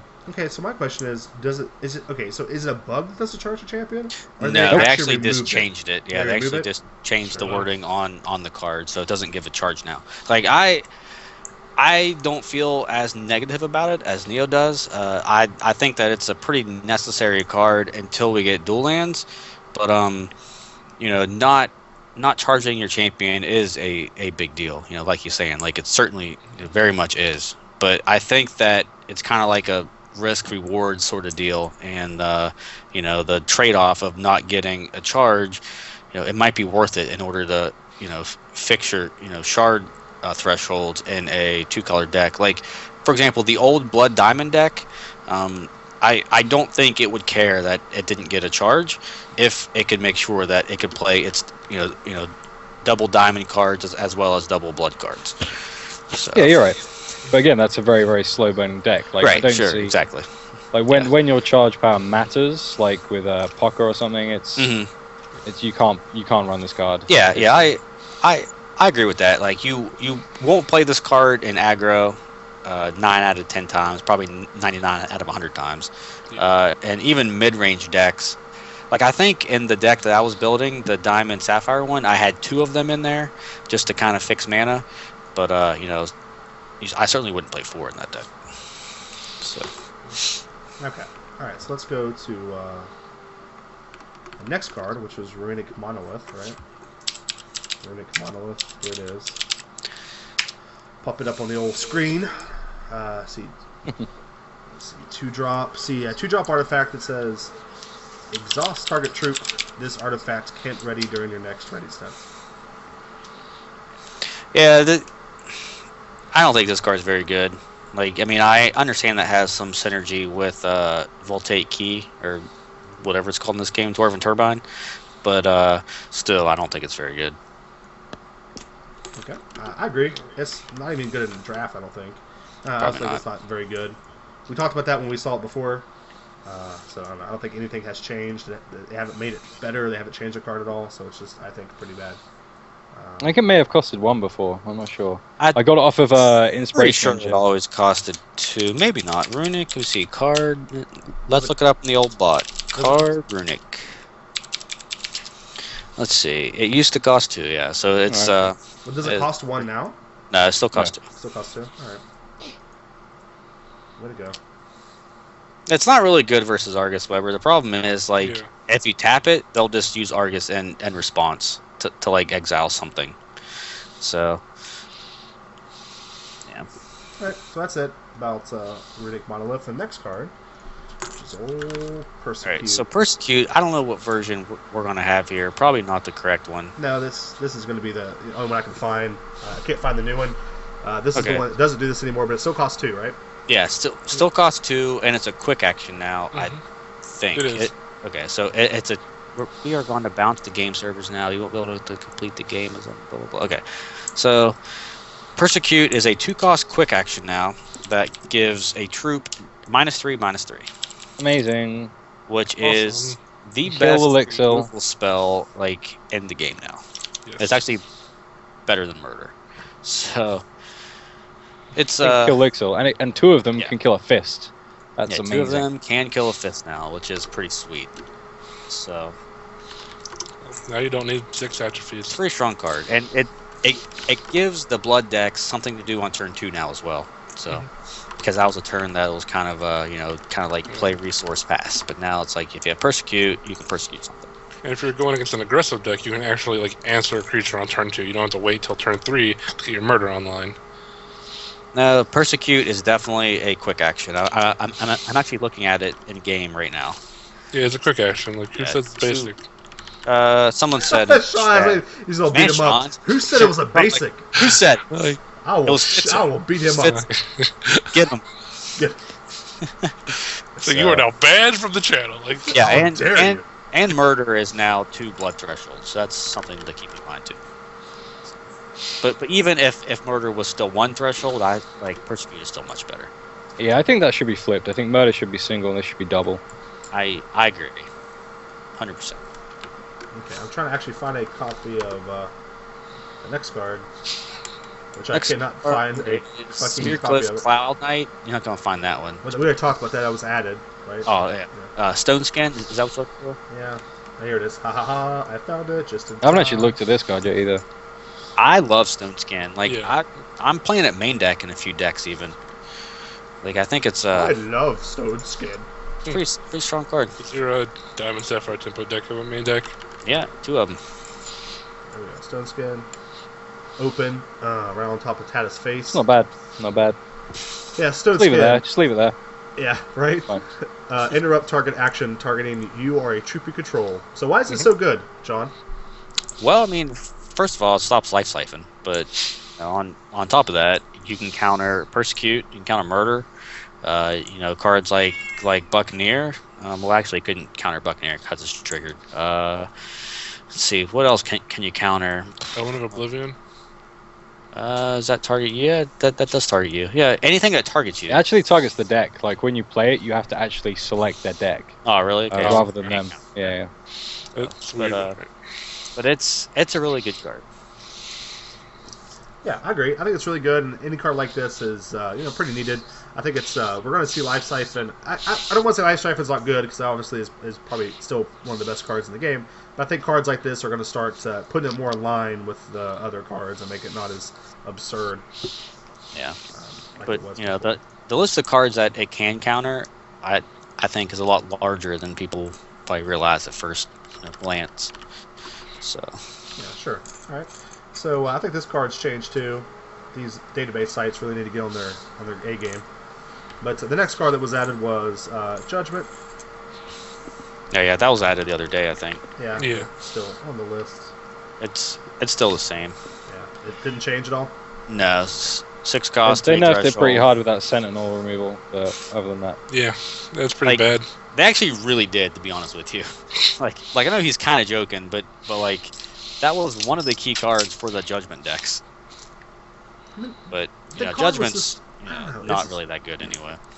I mean, why don't they just... Okay, so here's my question. Why don't they just make it cost 5 and have Day of Judgment's effect? Like, why do they... I don't know, like, why do they have to have this, like, weird, janky, like, wording that makes it, like, not very good, in my opinion? Like, you know what I mean? Like, I don't understand. I don't know. I do wish that it cost 5, of course, but 6 is still fine. I think when they designed this card, they had Gabriel in mind, like the old Gabriel, where you played him and it gave everything you control the ability to not be destroyed once. Yeah. So you could play Judgment, it would wipe everything lower than the cost of Gabriel, and all of your stuff would survive and all of their stuff would survive. But now that Gabriel's changed, it's kind of a bit boo. Yeah, and Havoc says it best, and that's what I was getting ready to say, is that Judgment needs to have 2 threshold. The fact that it costs 3 threshold kind of limits it, like, more than it should be, I think. And plus, like, it's something to keep in mind, too, is if you have, say, like, a 6 cost troop is the highest cost troop that you have in play, it's worth noting that if you have multiple 6 cost troops, you would keep all of them. So, I mean, that's something to keep in mind as well. I really wish it would say like Void instead of Destroy. Yeah, Void would be good. Yeah, that's true. At least it'd be... Yeah. So we can actually like just like clean everything out. Like you don't have like Exil or whatever hanging around, like any type of like indestructible stuff hanging around. You just like get it all out. Yeah. What's next? Relentless Corruption. This is Yay. Good stuff. like Yay! I know Havoc in chat here. This is one of his favorite cards, and it's actually my new favorite card. Like I built a quick mono blood deck and played some games with it. And first of all, the card's artwork is insane. Dude, it's so awesome. It is by far my favorite artwork in this entire game. Like, is this... I mean, obviously they don't have the artists, but I know, like, they were talking about hiring a couple new artists and stuff. I wonder if this is one of that guy's new stuff, because... I don't know, If but so, if it he's is, the coolest. Like, you need I to would make love him, to see like... more this of is his sweet. cards. Yeah.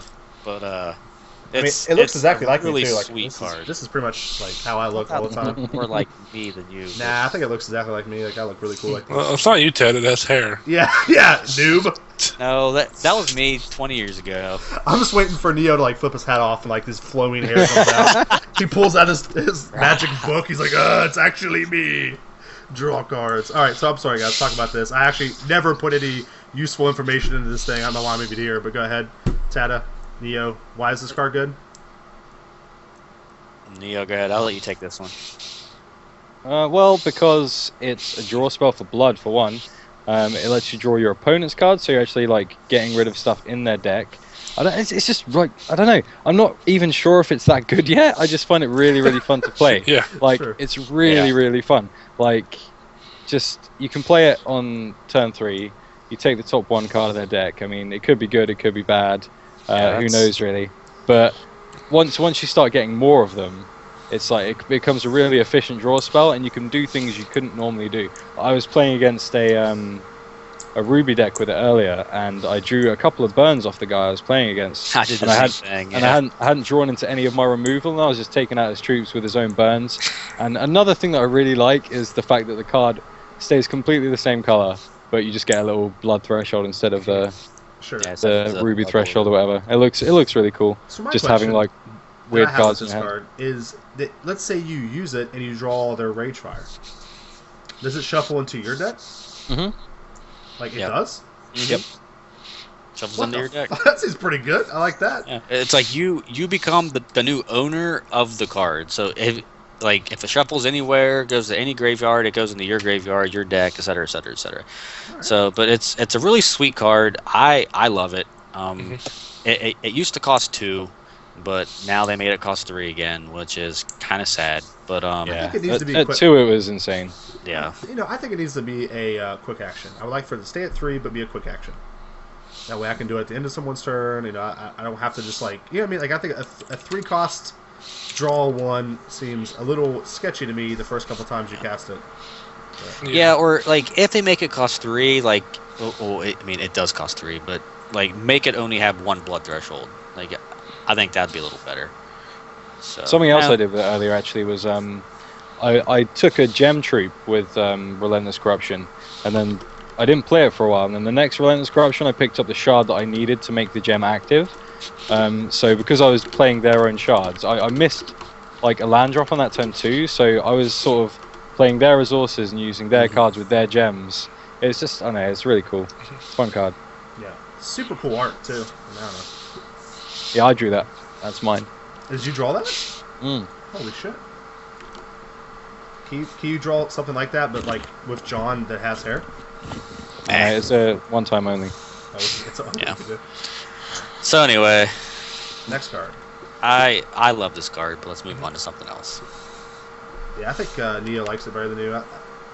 If this card's ever good, like if it's like the new best card ever, like start shitting on people, we just need to all band together and be like, yeah, Neo, you called that, man. Good job. And just like never give Tata credit that it was good. All right. So next card is. Oh, that's amazing! I haven't seen this. Yeah. Eldritch Shell. This art is awesome too. All of the new cards they added, like not all of them, but the majority of them have pretty sweet art. Yeah, I agree. I think it's the same guy. I think he's just like, oh, you want me to draw you some cards? That's my new favorite card. That's amazing. Neo, whoa, watch out, man. We had you on Calm down, buddy. Yeah. So 2-drop, 2 Sapphire Threshold. Target troop gets permanent spell shield. Which, like, I feel like, and I'm gonna be kind of honest here. I think that Cryptozoic needs to calm the fuck down with these spell shield cards. Like the Seriously. The keyword is fucking dangerous as shit to me. Like, it's so good. It's like, here, give anything fucking spell shield. Gives a shit. Like, it just seems like you might be like need to calm down just a little bit, just a little. I'm not saying like like maybe go 1 patch without bringing something that was spell shield. Like, I don't know. Like, what do you guys think about this? Shield. I liked it when it was first like, oh, we see the keyword on 1 card. We're like, it's a little dangerous.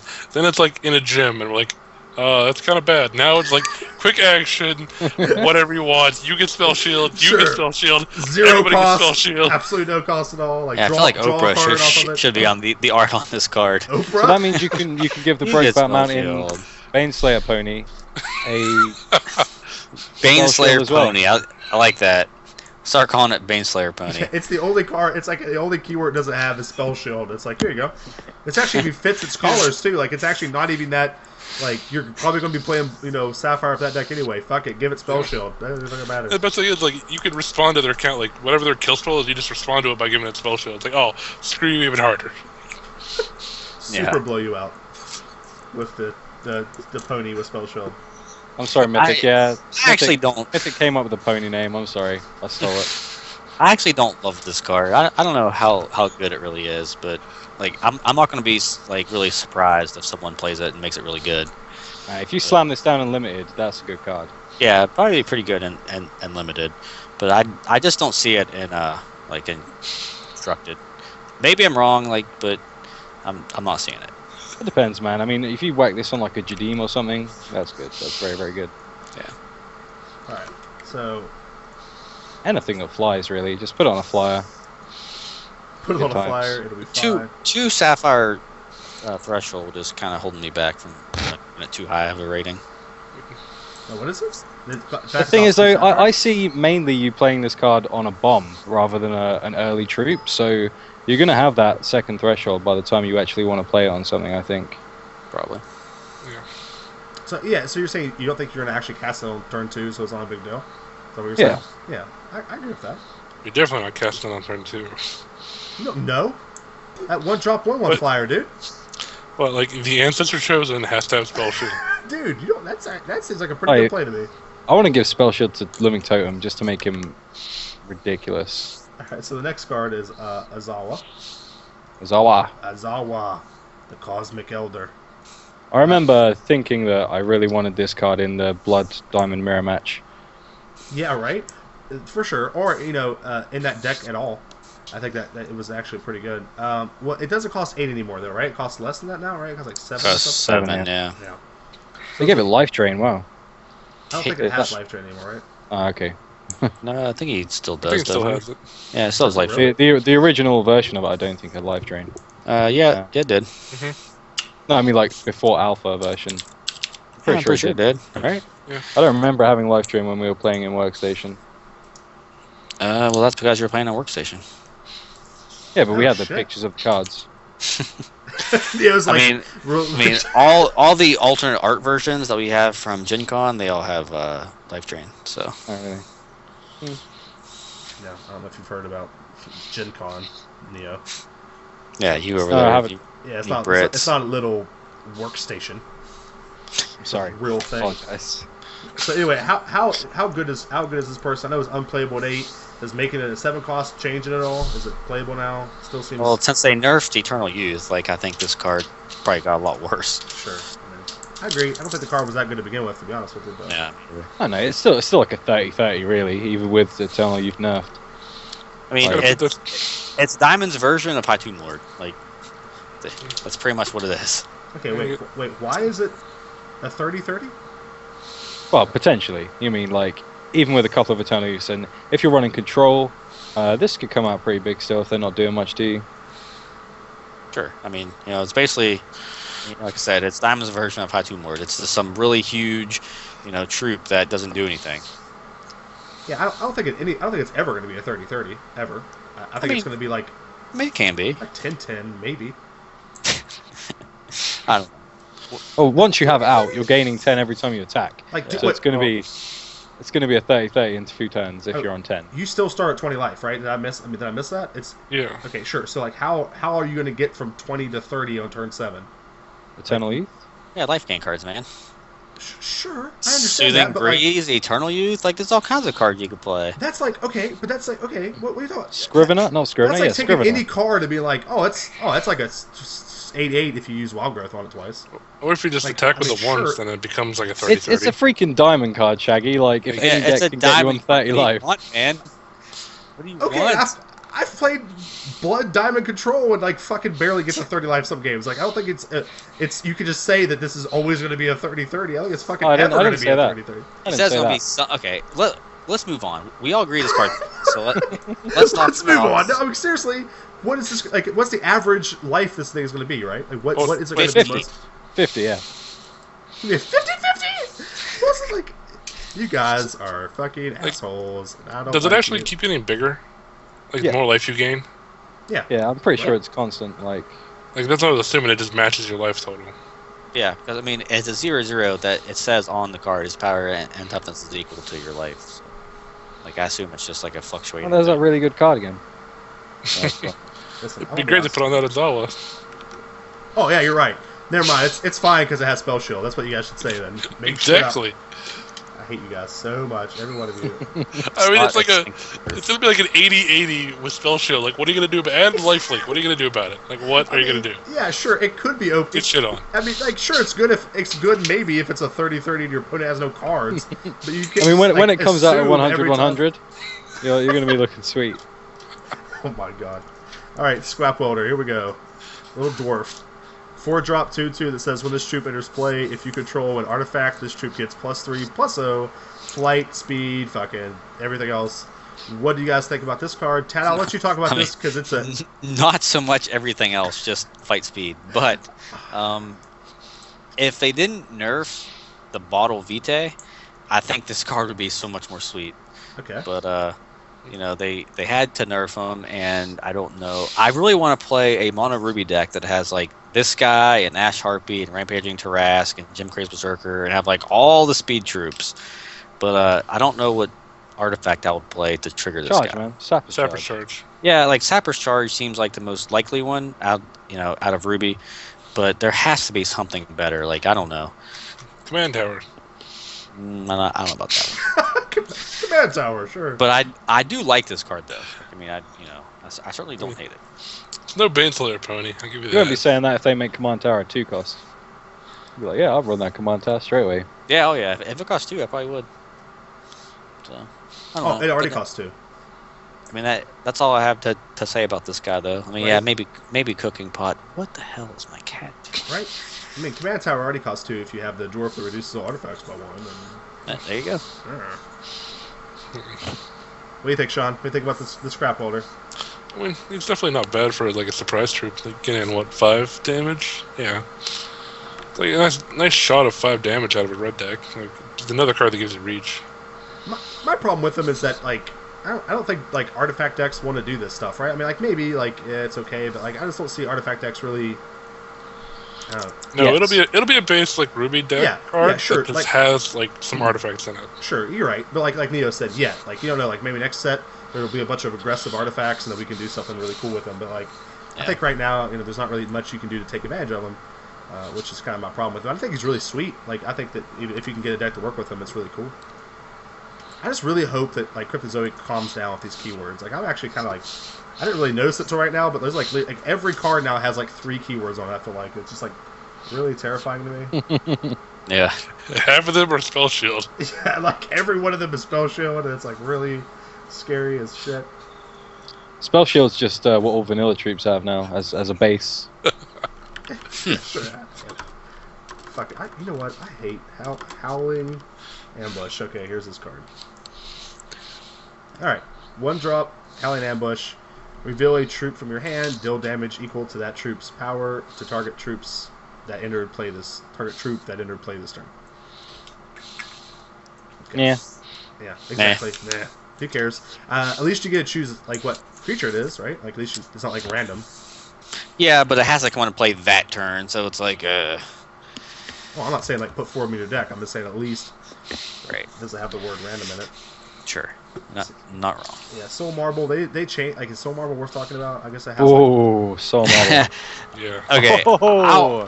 I'll start this one off because if not, I will never get to talk. But I actually don't like this card You're like, insane. at all. It costs so many And it does. resources, but that's why I like whatever. I don't like it. Neo, go ahead. I'm gonna go pee while I talk about this card because you'll be here a while. Oh no, I'm fine. I mean, everyone already knows that Soul Marble's the best. You're the only one who doesn't. all right, yeah. so Soul Marble. Let me at least explain what the fuck the card does. Good lord. Sorry. Soul Marble. 1 drop, 1 diamond threshold. Is it still do this? It hasn't been changed, right? It hasn't. It Yeah, still yeah. doesn't. It's It just got cooler art, right?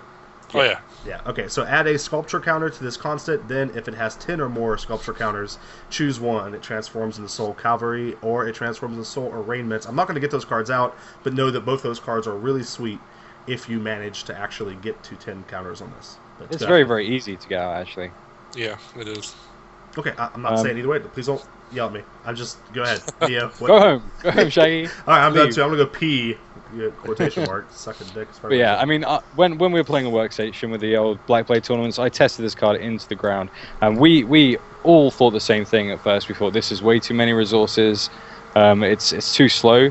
But the fact is, if you put this card into a weenie deck, it makes your weenie deck insane. Like, not only do you have the resources spare to just chuck into it, like if you play this on, if you play like a Howling Brave turn 1, and then you play this on turn 2.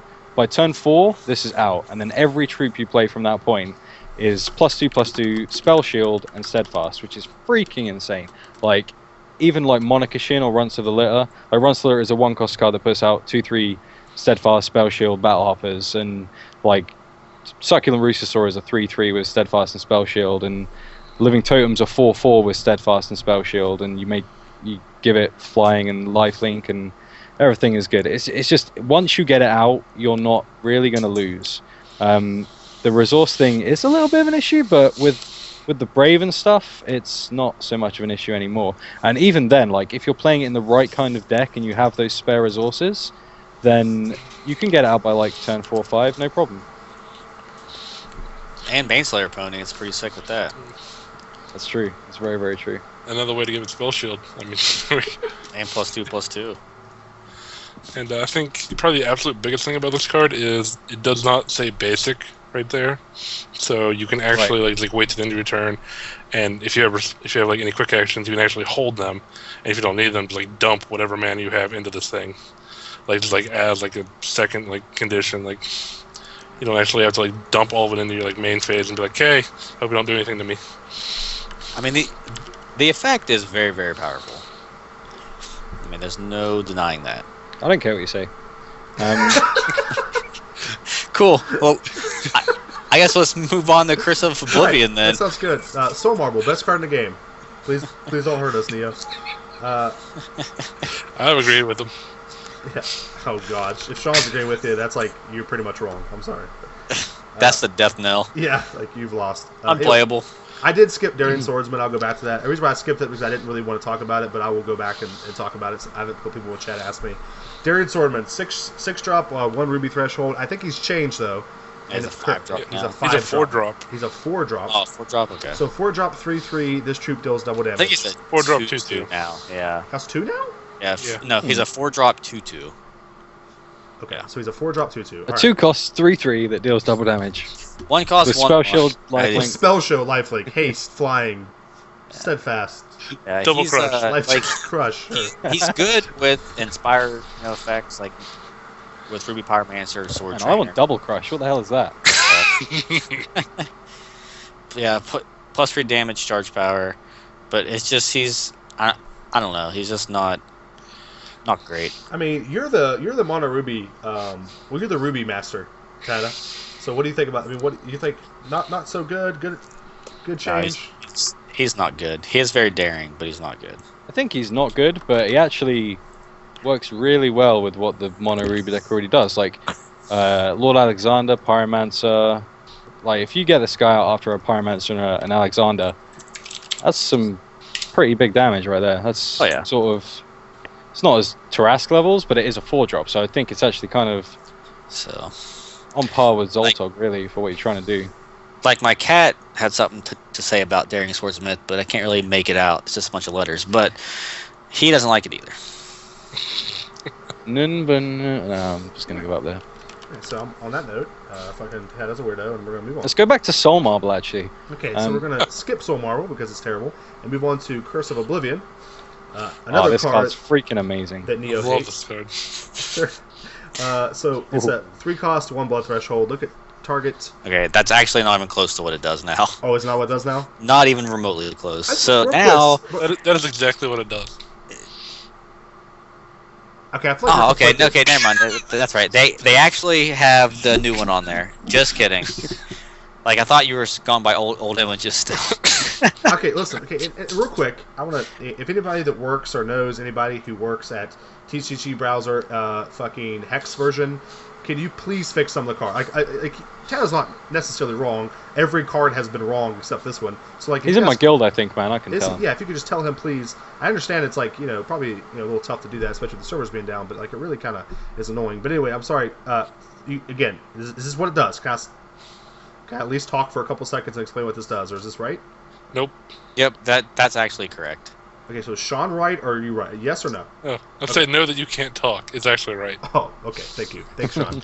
You're definitely going to be on the show next week. All right, so look at target champion's deck and choose a non-resource card. Void it and each other card with the same name from their deck. Yep, that's what it does. All right. Okay, move on to the next card. Okay, so does this card shuffle your opponent's deck afterwards, or can you just see the order of their deck? You can't see the order. It puts them out in. Like I did it twice, and they were the same order both times. And the card they drew wasn't the card that was at the top. So I think it's just Okay. Either it doesn't show you the cards in order, or it shows them in like a random order or whatever. But who knows? But I thought that Relentless Corruption was like one of my new favorite cards until I played this card. And I took out Sabotage, Chronic Madness, and Fate Rack from my opponent's deck in 3 turns, and they had no win conditions left. And then I really like this card.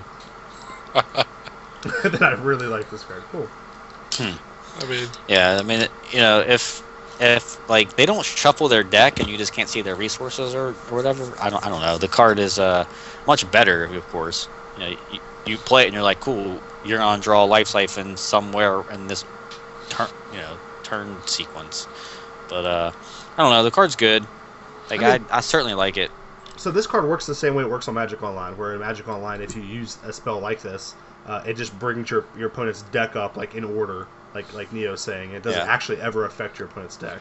So since it's a digital game, I don't think you don't actually go in and like look at your deck. It's just there, and you'll just like click the card and it just like kills them all or whatever, voids them all, whatever. Yeah, I don't know. Yeah. Okay. So, basically, how it works is it brings up the cards like when you're looking through the graveyard, and you just go through them. And the thing I liked about it is I could work out exactly, because you don't need to like name a card like with cranial extraction. You can sort of work out what's in their hand as well. So not only does it give you an insight to what they're playing entirely, you can look through the deck and see what they have at like 3 or 2 and make a fair judgment on what they're holding in their hand as well.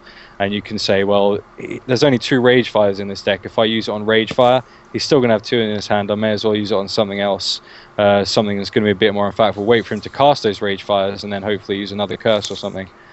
So it kind of gives you more insight than it should for a card of this type, I think, because you can pretty much tell what's in their hand and know exactly what they're playing as well. So it's more than just the like base effect, really. It's quite a strategic play in my opinion, and it does a lot to sort of tell you how you're going to play for the rest of the game. Sure, I like stuff like that. I really do. I like cards that let you do things like that. I think it's really important. I think a good player will use this better than like a bad player, which is always good in the card game, in my opinion. So, okay, moving on to whatever the next one card is. Counter Magic, which is my favorite card they put in. It's always a card that I enjoy playing with. Yeah, I haven't had a chance to test this yet. Can anyone confirm it in chat? Is the -2 cost a visual bug, or is it like actual -2 cost? I mean, can you look it up on the game? Does it say +2 still? No, it says -2 in game. Okay, so they're saying in chat that it's +2. It's +2. All right, cool. Like I assumed that it was a visual bug, but you can't assume anything with this company. So, I mean, you get Baneslayer Pony whenever you assume stuff. Yeah.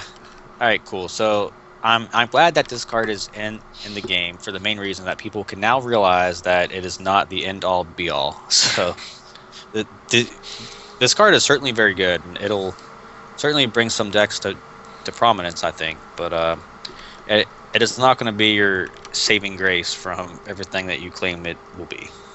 Has Spell Shield too in Steadfast. Right. Right. It's a 3-drop, so it has to. It's mandatory. That's how it works. I'm not going to talk about that card. Okay, anyway. So, Counter Magic, I'm really pumped about it because I just like Counter Magic. I think it's really good for the format. I think it's really good for players to start realizing that a card like this is in the format, so start kind of trying to play around it.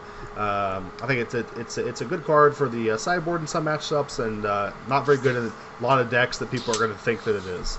I feel like people are going to throw this in every deck that has Sapphire in it, and they're going to quickly realize that this is not how you play with a counter. See, this is a very good example of a card that's a real skill tester. So, what you're going to see on the forums here in the coming weeks are people saying how bad counter magic is, and people saying how good counter magic is, and you're going to see a varying level of skill, involved in these discussions. Now, counter magic is extremely easy to play around. Mm-hmm. Now, I don't claim to be some awesome Hex sage, and I know everything about Hex, but I can probably tell you when you have counter magic, and I will play around it. And I think that is a skill that you learn by playing card games and bluffing and things like that. But the better the player that you are, the better this card is going to be. If you're playing it, and the worse it's going to be if you're playing versus it. So take that for what you will, but it's very easy to play around. Yeah, and it's definitely not the most powerful counter magic I've ever seen in any card game either. There's even with the brief time I've played Magic, I've played with much more powerful counter magic spells than this. So I don't think it's necessarily going to be, like you said, an end all card. It's not going to be one of those things. But I do know that people are going to go in the forums and be like, counter magic OP. I try to cast Life Siphon for 30, and this guy counter magic. It's not fair. So could have the opposite effect too, really. A lot of the game now is spent thinking, oh, they might have a murder in hand, etc., etc., and they may be running Sapphire and they may not have counter magic, and they may just have 3 resources open, and you might not play something thinking that they have it, and they actually don't have it. So it's double-edged sword in that manner. I think this card would be much better if there was an instant speed blue draw spell. I agree. Yes. And isn't there going to be? Is it meditate instant? Yeah, it's a 2 cost, I think, right? The meditate card, yeah. But until cards like that are in game, if my Sapphire opponent leaves 3 resources open, I just don't have to cast my best card, or I'll cast cards I don't care about, or I just won't cast anything, and you'll just waste 3 resources, because there's nothing to do with 3 open resources, at end of someone's turn or whatever, other than play murder or persecute or whatever. I think right now, the only good card you can hold in place of this is a timed pull. Yeah, right. Yeah, that's true. Yeah, and what John's saying and Sean both, it's very important that people realize is that, yeah, you're right. This card gets better if there's more stuff for Sapphire to do on your turn. One of the big deals with Delver, which took advantage with Mana Leak, there's a bunch of other things, but the fact that they can leave 4 mana open, and if they don't Mana Leak you, then they can play Restoration Angel at the end of your turn. There's other things they can do, and I think that's really important for people to realize. Yeah. And going to what Neo said too, that's something that we did with Mana Leak all the time in Delver. 1 week we'd go down and play, and we'd Mana Leak all your shit, and the next week we'd take all of our Mana Leaks out, and you would just play around Mana Leak because you thought that, oh, that's Delver, he has to have Mana Leak. And it just gives us 4 new cards we can use because you're going to play around it anyway. So cards like this are good for the format, and I think that the counter magic is, for the first counter spell we've seen, I think it's probably about right. You know what I mean? They're obviously testing the waters with this. They don't want to make a counter spell that's too good. They don't want to make a terrible one. So I think this is probably pretty good, and it'll probably get better as sets continue to come out, like John was saying. Yeah, and you could play mind games too. Game 1, once we have sideboards, you can counterspell something game 1, and then just sideboard them all out. So then, your opponent will play around counterspell the rest of the match, and you just won't have them. Sure, you're right, and that's again something very obvious and something that we do a lot in Magic, right? That's a very common play. I mean, I don't know, at least with Mana Leak, for example, it's really bad if you're on the draw, right? It becomes worse. So that's when you obviously sideboard them out. I don't think that's the case for counter Magic, but it's definitely one of those things where you need to play smart with this card, and it's going to reward better players, like John's saying. And it's not going to be one of those cards you just put 4 of in your deck and be like, I will never lose the Life Siphon now. It's not going to be like that. I'm sorry, guys. That's not what's going to happen. So, anyway, moving on to the next card, which is Mastery of Time. And I think I think you're the one that was kind of the big advocate of this card, right? Oh yeah, I love this card, and I was trying to find a way to fit it into the Sapphire Diamond deck because it seems really good in a tempo deck. But I do think that it'll be much better in a wild Sapphire deck where you have troops with Crush and things like that, where your opponent can't just chump your guys. So it also plays very good with Fist. So Spectres too, man. Spectres too. yeah, and Spectres. Like I don't know how you're gonna put Discard and Fist in the same deck, but if you can manage it, it'll be pretty sweet. But yeah, like Neo's saying, it's very good with us, Spectres as well. So I want it's to a know sweet where my Panoptic Mirror's at, man. Give me Panoptic Mirror in this card, and I'll have fun all day long. Yep. Well, that's the cool thing about this effect is it's so close to being broken, right? Like it's like one of the, I'm not gonna say the most troublesome card, the most troublesome effect of Magic or anything like that, but it's definitely one of the cards that as soon as you see a card like this printed, the first thing you try to do is abuse it. Because if you can find taking a way, an extra turn is super powerful. Like that's like the most powerful thing that you could be doing.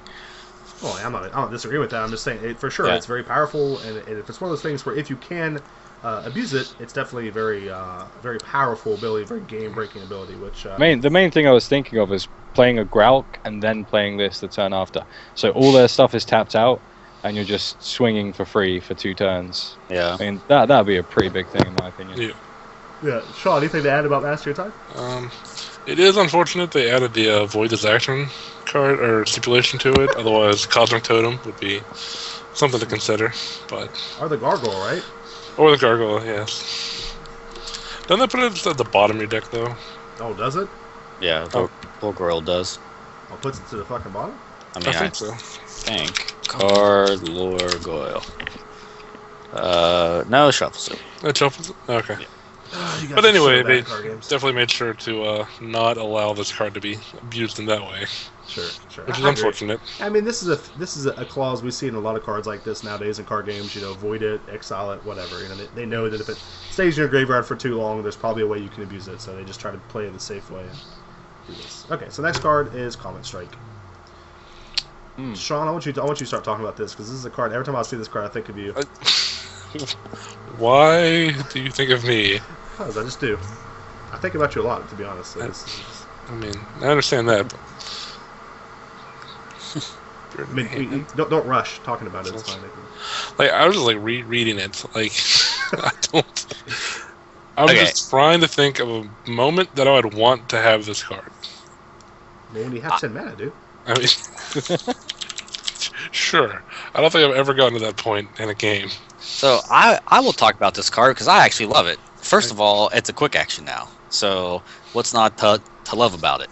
It's like end of turn. It's like surprise butt sex. Like I just you have no hand, no graveyard anymore. Of course, nobody does. I can't believe you're saying that, and you're saying that Soul Marble is too much mana.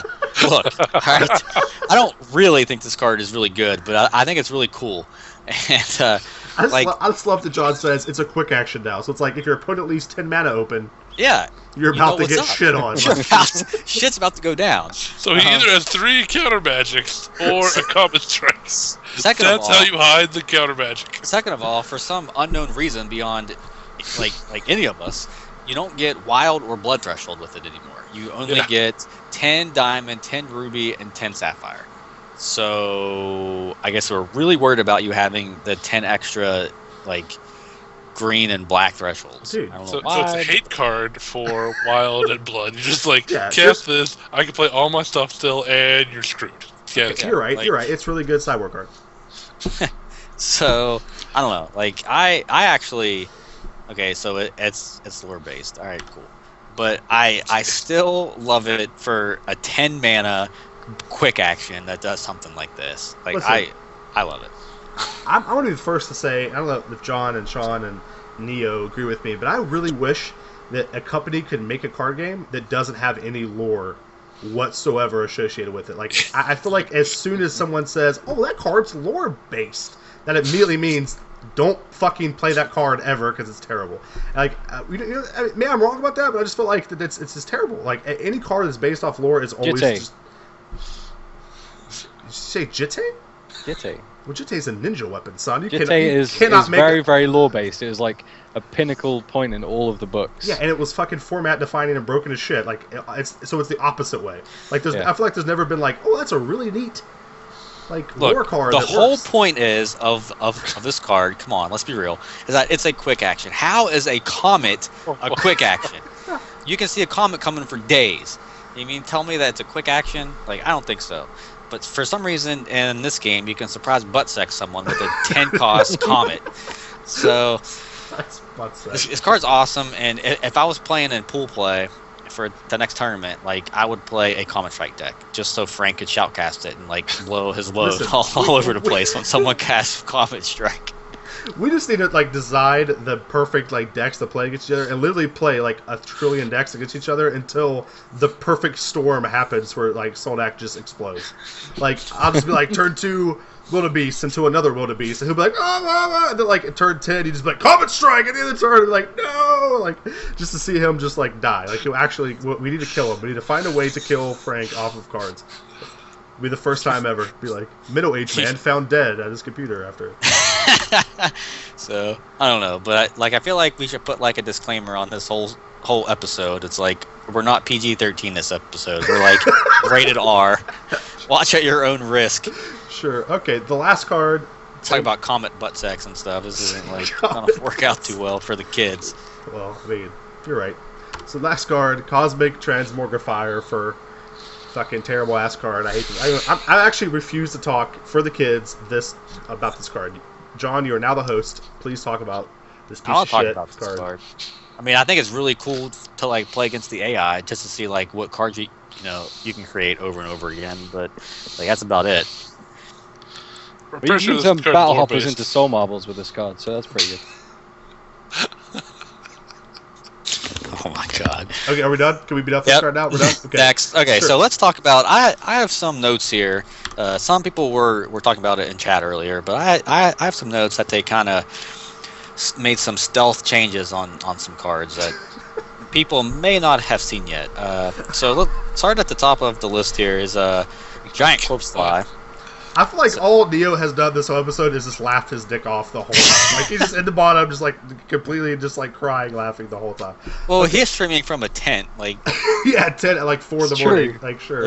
yeah, it's literally 4:15 in the morning there for him, which is He's like, I just pretty wanna awesome. sleep. He's actually still alive. But okay, so Giant Corpse Fly is a 2/1 now, so that's pretty sweet. Dude, okay, so that's a big deal. Let's talk. Can we please talk about It's that? a very big deal. That card is actually like the card was playable as a 1/1. To be honest, like in, it's actually in, pretty good. in now. my mono blood deck that I had, like I had 6 troops. I had 4 Corpse Flies and two Tomb Lords. Like that's it. And like I think that Corpse Fly is like a legit win condition now, and like a blood control deck because you hit it like 2 or 3 times with them, and then you can just life siphon them. Listen, I want to tell you what makes me so mad about Corpse Fly is that like I feel like the only person that understands how good Corpse Fly is the AI. Like the AI will play Corpse Fly against you all the time. It's always the most annoying fucking thing that ever happens. And like, Right? And like I feel like no one else has realized that. Everyone's like, every time I watch someone stream and they play against the AI, it's like Corpse Fly, and they're like, God damn it, I hate Corpse Fly, but no one ever uses it. Yeah, and like imagine playing Goblin Cooking Pot too, because now you have like all the Corpse Flies. It's like in their hand. Sure, like it's So anyway, Murder is now 2 threshold. People know about that by now, but What is it's it? now 2 threshold. what's 2 threshold? Murder. It's now 2 blood threshold. It is Oh like shit, I didn't know that. Murder is now the exact copy of the Magic card Murder.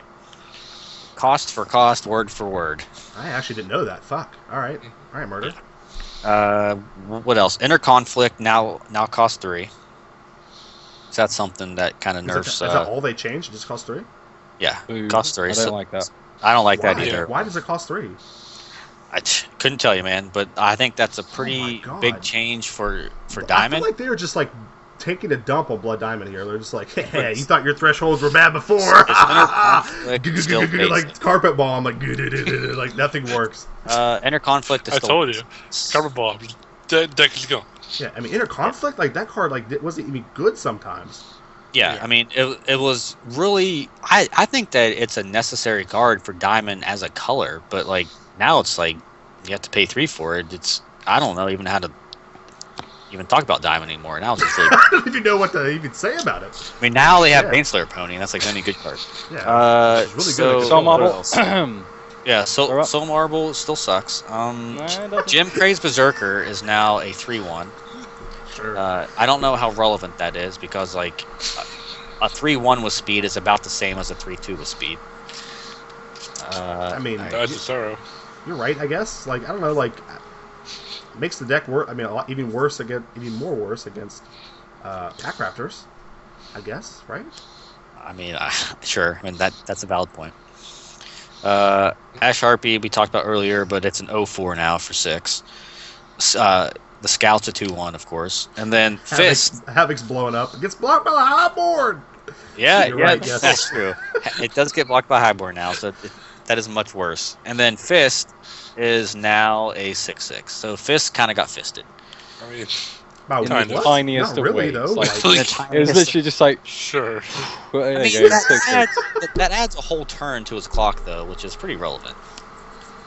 So instead think of being he's like fine. 3 Until you root dance it, and then it's just Yeah, like, until you answer it, yeah. yeah, I'm so surprised that all these cards got changed, like Inner Conflict and Murder, and like Wild Root Dancer's like, ha ha, fuck yeah, like I'm fine, like 2+2+2 everything, ha ha ha, like doesn't even care. Well, like You I have to got go it on the buff wall, too, dude, the they're not trigger gonna change change, like, I don't care. yeah, People buff, has sure. if they'll change Root Dancer's threshold, but it's still just one threshold. So Like, it's I mean, Like I wanted to say, I want to talk about what you guys thought the best deck would be, but I'm like, I would start with Wild Ruby. Like they got this fucking 1-drop Crush guy that gets huge now. Root Dancer didn't get changed. Like I don't think that it's really gonna hurt at all. Like I don't know. It seems like a very good deck now.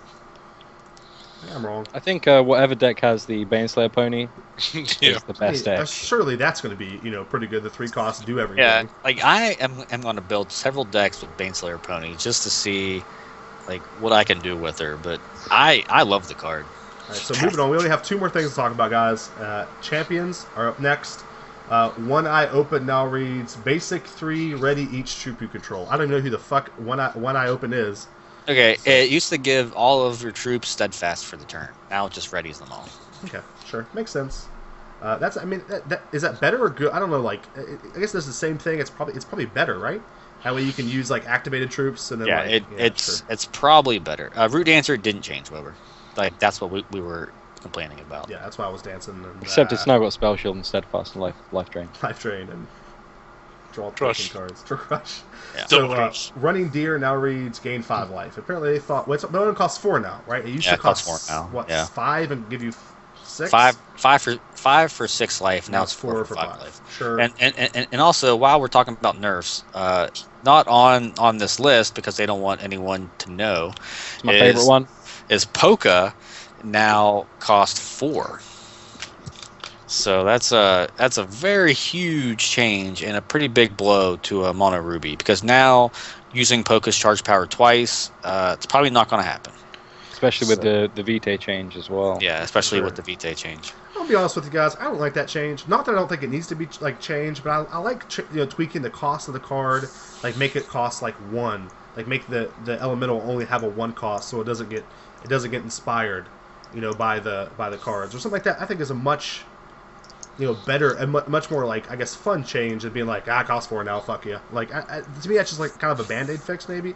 I don't know. Do you think the streamer tournament had any effect on the nerfs? Frank, absolutely. Like I think that Blood Diamond and Mono Red were the 2 most popular decks in the streamer tournament, and those were like maybe coincidentally, but I don't think so. Those were the 2 decks that were most affected by this patch. Which I'm Wild pumped a about. bit, a bit too. Fist and Scout. Yeah. Yeah, you're right. And I think that's again we talked a little bit about it early in the cast, but I think it's so cool that it kind of proves that like Cryptozoic's watching and they're like, all right guys, we got you. That's really cool. I think it's a good thing to know that they're paying attention to these tournaments and unlike John right now, they are paying attention. I mean, I can hear you. I'm paying all the attention. I hear you. All right, so Bunjitsu now reads blood, basic 5, exhaust 2 troops you control. These troops transform into an abomination with attack equal to 3 plus their combined attack and defense equal to 3 plus their combined. Good lord.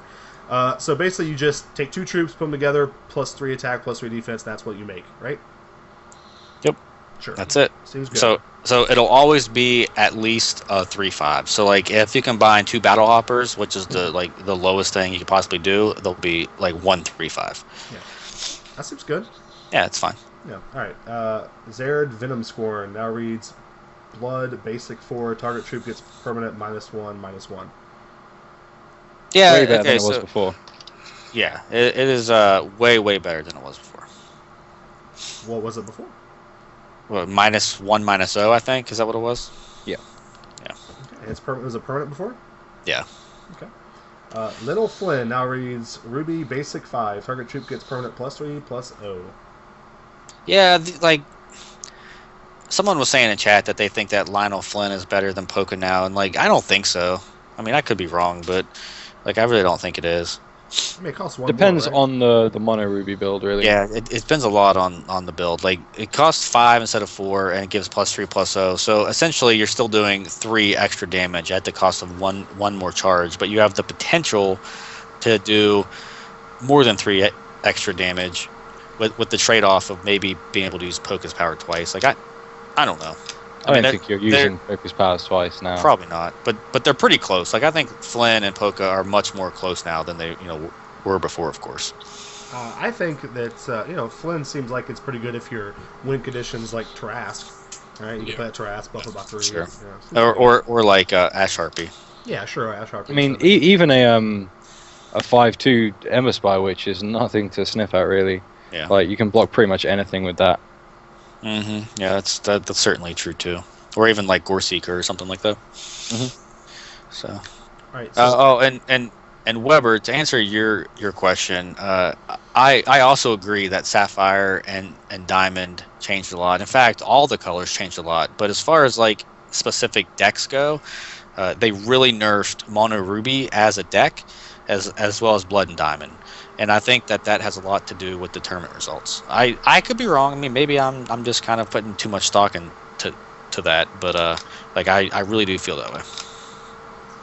I mean, listen. What do you guys think? Okay, so do you guys think that Mono Ruby needed a nerf? Like, do you think it was that strong? Yeah, I think it needed a nerf. Like at least some 10 unavoidable damage on turn 3. That's, well, I mean, unavoidable for the most part. It's pretty ridiculous in my opinion. I mean, no, I agree that it was strong. I think maybe they should have let all the cards come out first, and then let us play around a little bit, and then see what happened. Maybe I don't know. Maybe I'm wrong. You got to bear in mind that a change this big could happen again. Like they're literally testing. So you're right, and it will. Like we'll probably see probably 10 more patch notes like this before it's all said and done. You know what I mean? Like I think they'll do a lot of tweaking. But anyway, I'm sorry. Go ahead. They should have waited until we had Baneslayer Pony to like see how well Mono Ruby does. Yeah, true. That card's gonna be so good. Okay, anyway, Feather Drifting Downriver now reads basic 4, one Sapphire charge. Target troop gets permanent flight. Now it was 2 Sapphire. Was 3 and 3 charges. Oh, was it 3? Yeah, three charges. Okay, it was 2 Sapphire and 3 charges. Sure. Yeah. Yes. Okay. So it was 2-3. Now it's 1-4. I think that's fine. I think it makes it more splashable. Right? Yeah, like you do have the downside of not being able to use it twice, kind of like the same thing as Poca. Yeah. Before you could use it turn 3 on maybe even something like Ancestors Chosen, and then use it like later in the game on something that was more relevant. But now it's like you kind of have to save it for something relevant, like a Buccaneer or something. Yeah. I know that deck is a little bit slower though, so yeah, I mean the chance you'll get to 8 is higher. But yeah, like before I was using it like on Living Totems, on like turn 2, and using it on Wizard on turn 6 or whatever. But now it's really, you just got to save it for the Wizard if you're playing that kind of deck. Yeah. Okay. So Wyatt the Sapper now reads Sapphire, basic 5, draw a card. So they lowered it by 1. It used to cost 6, right? Yeah. Good change, very good change. I think it needs. I think lowering it by 1 more is still fine, in my opinion. But Well, no, because then he'd be strictly better than Cranok. You can't really have that. well, sure, you're right. But like, it's ran by Well- ran in a different deck. You kind of can in Sapphire. Yeah. So I don't know. I think it's fine. But that's me. That's my opinion.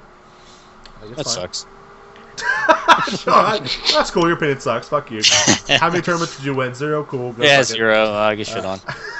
Alright. Didn't even show up. Whatever. Yeah, sure. Yeah, it didn't even show up. You got too scared. Like you knew what the result would be, so you're like, nah, I'll just sit this one out, guys. Sure. Easy there, Howard. You couldn't handle it. Havoc. Sure. Did you not see that Soul Marble's in the game now? Because I think that's a better change. Yeah.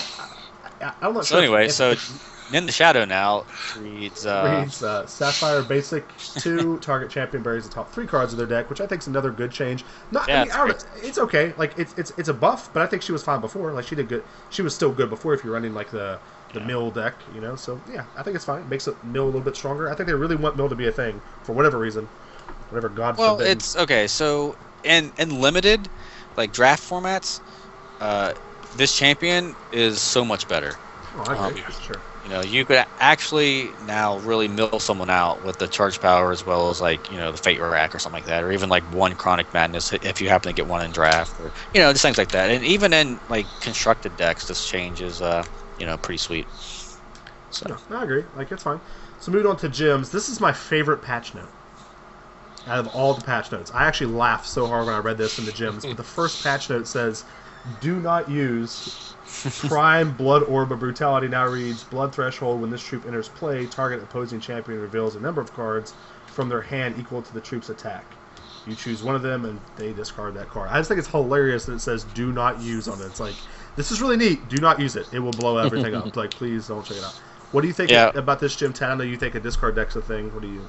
Yeah, I think that this is a huge upgrade from the deal damage one.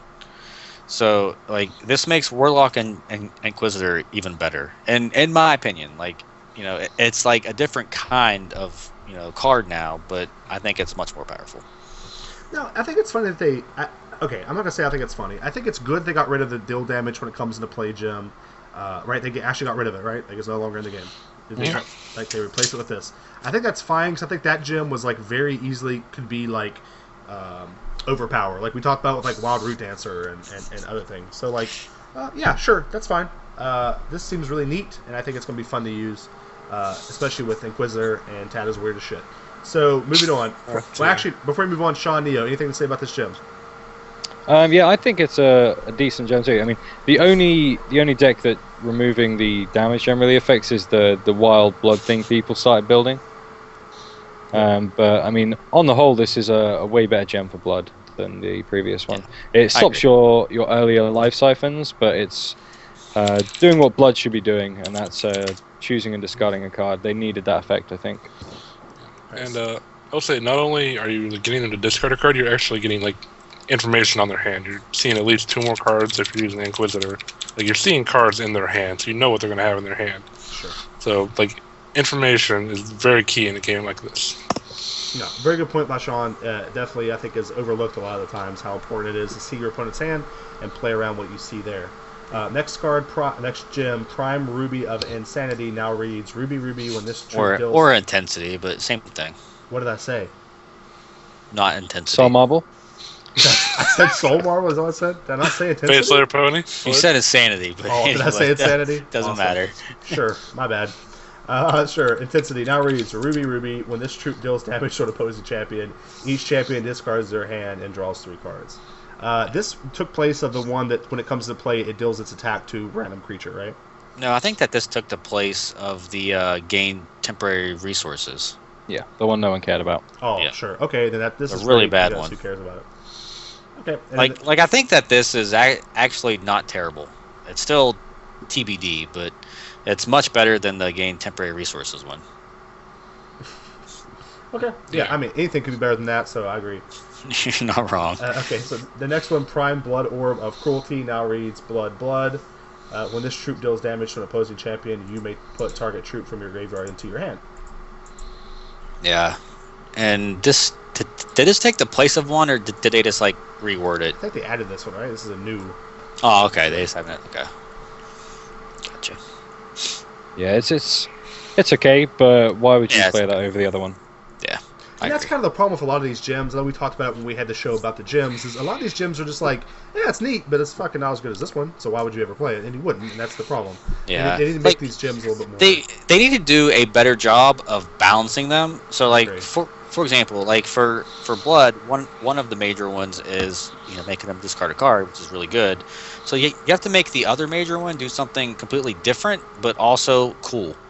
So like for example, I think that they could have kept in the deal damage gem. Mm-hmm. So like you have those 2 choices. So like you'd play them in different decks, but they're both still really good. I agree. I think that's really good. Like, or, like you said, have one for aggro, have one for control, have one for mill, have one for combo, whatever. But just do something where, like you said, the same deck wouldn't use all of them, but like one deck isn't going to use one over the other. It just seems, I don't know, pretty obvious. So anyway, Sapphire of Mischief now reads, Sapphire, you may play this troop at any time. You would play a quick action. So basically gives Your minion Flash, which if you're any at all familiar with Magic, it just means you can cast at the same time you would cast a quick action. Very powerful. What do you guys think? Yeah, I mean, it's powerful. If it's good for Powerful Comet effect, Strike, it's but- probably good for a creature. The problem with it being a gem is that normally with flash troops you want them to do something when you play them, for the most part, like Resto Angel, something like that. But when you're just the problem with the socket creatures is they don't generally have another effect, so it's basically just playing it for the sake of playing it at quick action speed, which is maybe not good. So maybe when we get some troops with sockets and decent effects, then it'll become a little bit more playable. But right now, I can't really think of any way to use it at all. Yeah, I guess you're kind of right. I could see maybe putting on Inquisitor, maybe used as like a spot removal card or something. You know, they attack with their scout, and they're like, cool, we'll block it. You know, I don't know, maybe there's something, but definitely not as good as all the other gems, which is again the problem with most of these gems. Sapphire of the Sky now reads Flight, which before you had to have two Sapphire Threshold to give it Flight. Now it's just one. That's fine. Good buff. Diamond of Duty now reads Swift Strike, which I think is the same thing, right? It took 2 diamond. Maybe, I don't remember the diamond ones. The only diamond gem that I ever played was the Gain Life one. But Me too. It's actually the one I've ever read, so I don't know. So Wild Orb of whatever the shit that word is. Wild +1 attack, +1 defense. Yeah, that takes the place of the -1 cost one, which wasn't working. Yeah. So It kind of seems like they're, instead of fixing things, just replacing them with things that work. that's fine with me because -1 cost, like, I don't think was that stellar anyway. I'll Like, play a scout for 2. Why not? I'll play a battle beetle for 5. Wait, you Well, play a but- scout for 2 instead of a scout with Instead 3 of spell for spell shield, like. Oh no, not instead, but like if I had to have Right. both in the same deck, then I wouldn't mind putting that cost -1 gem in Sure. either of those troops. And besides, they're probably gonna give it spell shield anyway. Like, See, Yeah, but right. now you can play this gem on the Battle Beetle and have a 6 cost 6/6 with flying Battle Beetle, which is pretty sweet. Yeah, I guess that's pretty cool. I mean, I don't know. If they are just replacing cards with cards that work, that's fine. Like, I mean, gems, that's fine with me. At least we have the options there. We get to test stuff around. That's fine. I just hope that they, bring those ones back once they do work. You know what I mean? yeah. I think the card where that's most apparent is probably Gabriel. Like, I think they had a real hard time coding that card, and so they just changed it to be something completely different. Yeah, no, sure, I agree 100%. So yeah, that's all the changes that we've went through the whole patch notes. I'm not sure how we made it through the whole thing, but we did. Definitely have been doing it for a little while.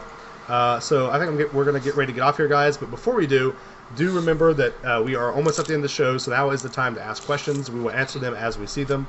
I'm going to actually start with Neo and go around to John and have them do their shout-outs, do the kind of what they want to talk about, do their plugs. So Neo, please take it away, sir, and talk about your stream and all the things you wish to talk about.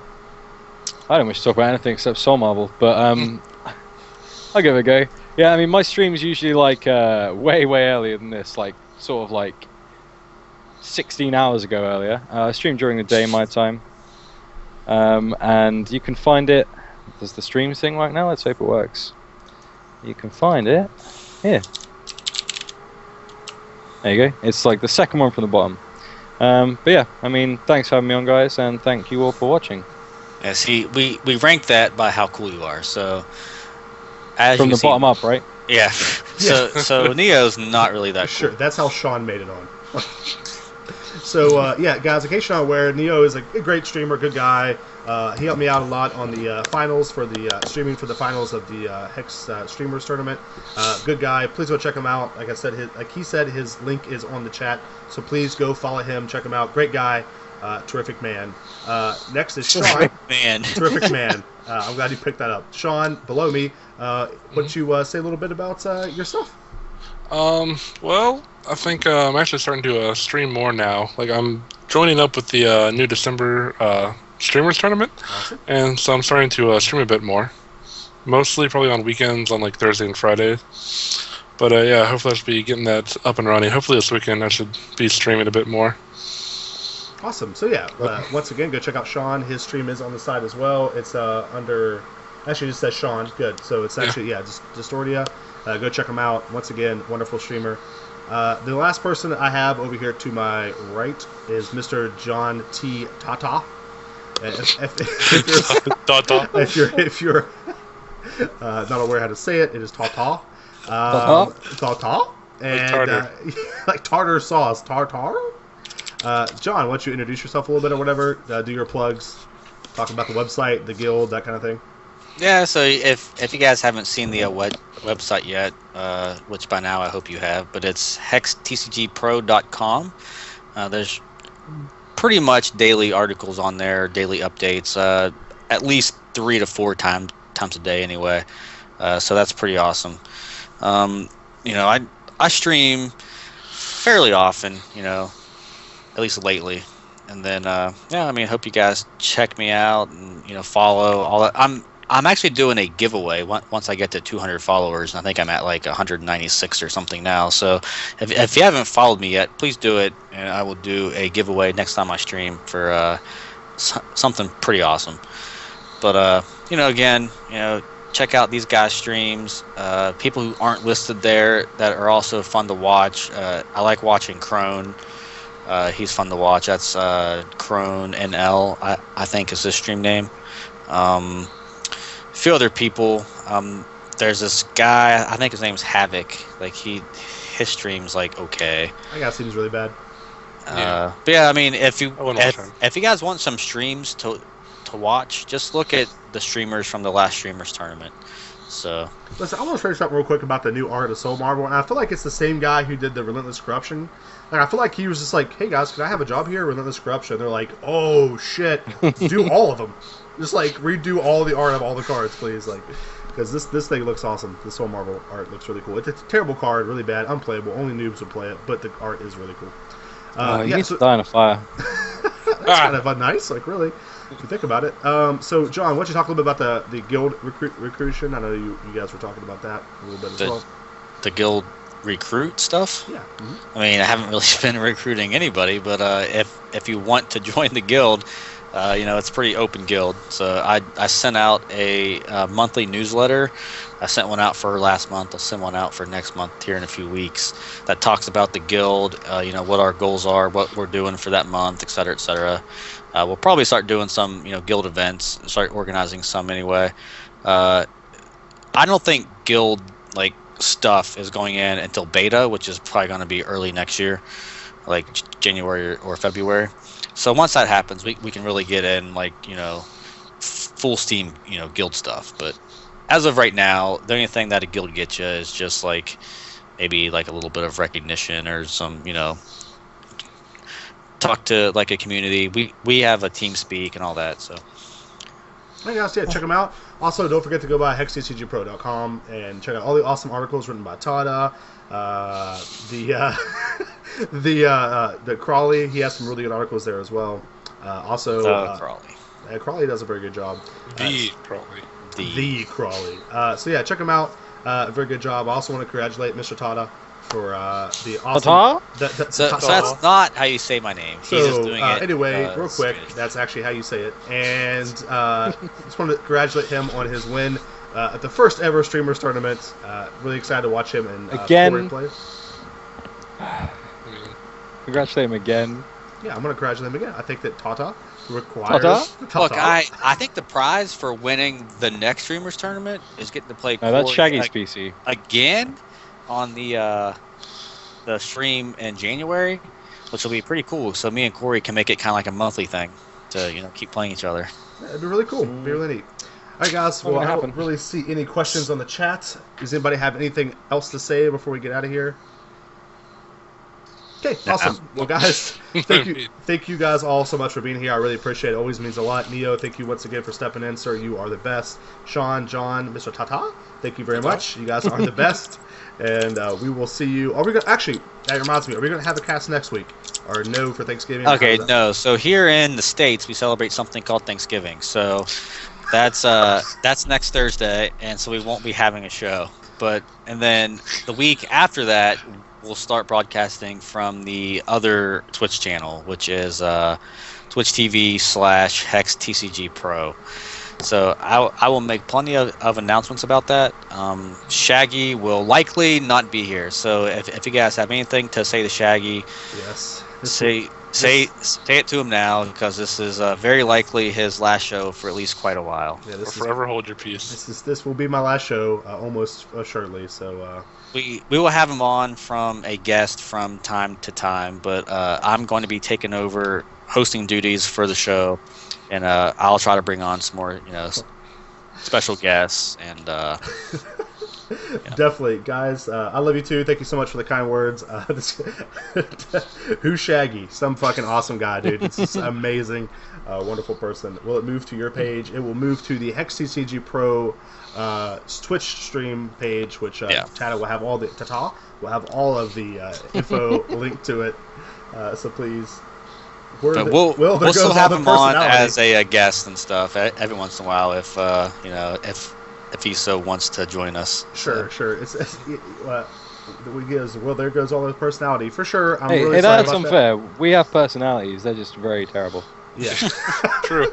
Maybe if we could have it earlier in the evening for Neo, I think he would be a very energetic as well. To start it at around 8 o'clock our time, which would be like 1 a.m. GMT, which is a little more reasonable for Euro-friendly people. But still, we still get a ton of European people that join us anyway because they just don't sleep. But they do not sleep. Actually, I don't know what it is. I don't know what you guys do over there. How you guys manage it. I am blown away every cast because it's like it's almost midnight now. But even at like 11 o'clock, we had like 50 viewers, and I'd say probably 20 of them are Europeans. So, which is like 3 a.m. their time, if not later. For sure. Well, guys, thank you so much again for having me on the show. All the shows we've had. I'll probably do like a little YouTube video, talking about it and saying goodbye to everybody. But guys, thank you so much for having me. I really enjoyed being a part of the show. It has been my pleasure and the highlight of my life. I could have actually. I remember the first show I was in. I just looked up and I was like, I've made it.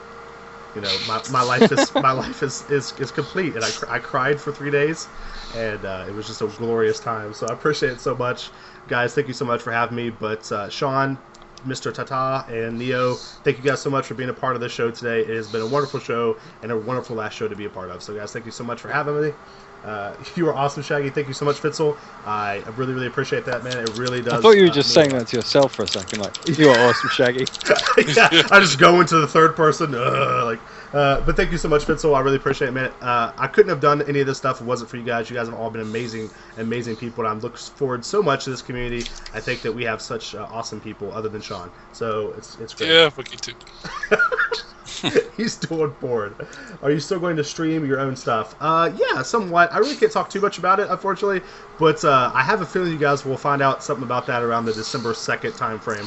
So, HexTCG haven't figured it out. Sure. Like, we can't hide it any longer. Yeah, he baby has figured it out. I am doing porn. You're right. So, guys, thank you again so much. I'm the worst at close. Hopefully, you guys will get somebody who can close out shows better than me, because I feel like I just say Tata, man. Say Tata to the people. Are you talking to Tata or me? I wasn't sure. All right, guys, thank you so much. Once again, it's been a pleasure, guys. We will see you not next week, though. Remember, the first week of December, we'll see you back on the HexTCGPro channel. Guys, see you so much. See you soon. Bye-bye.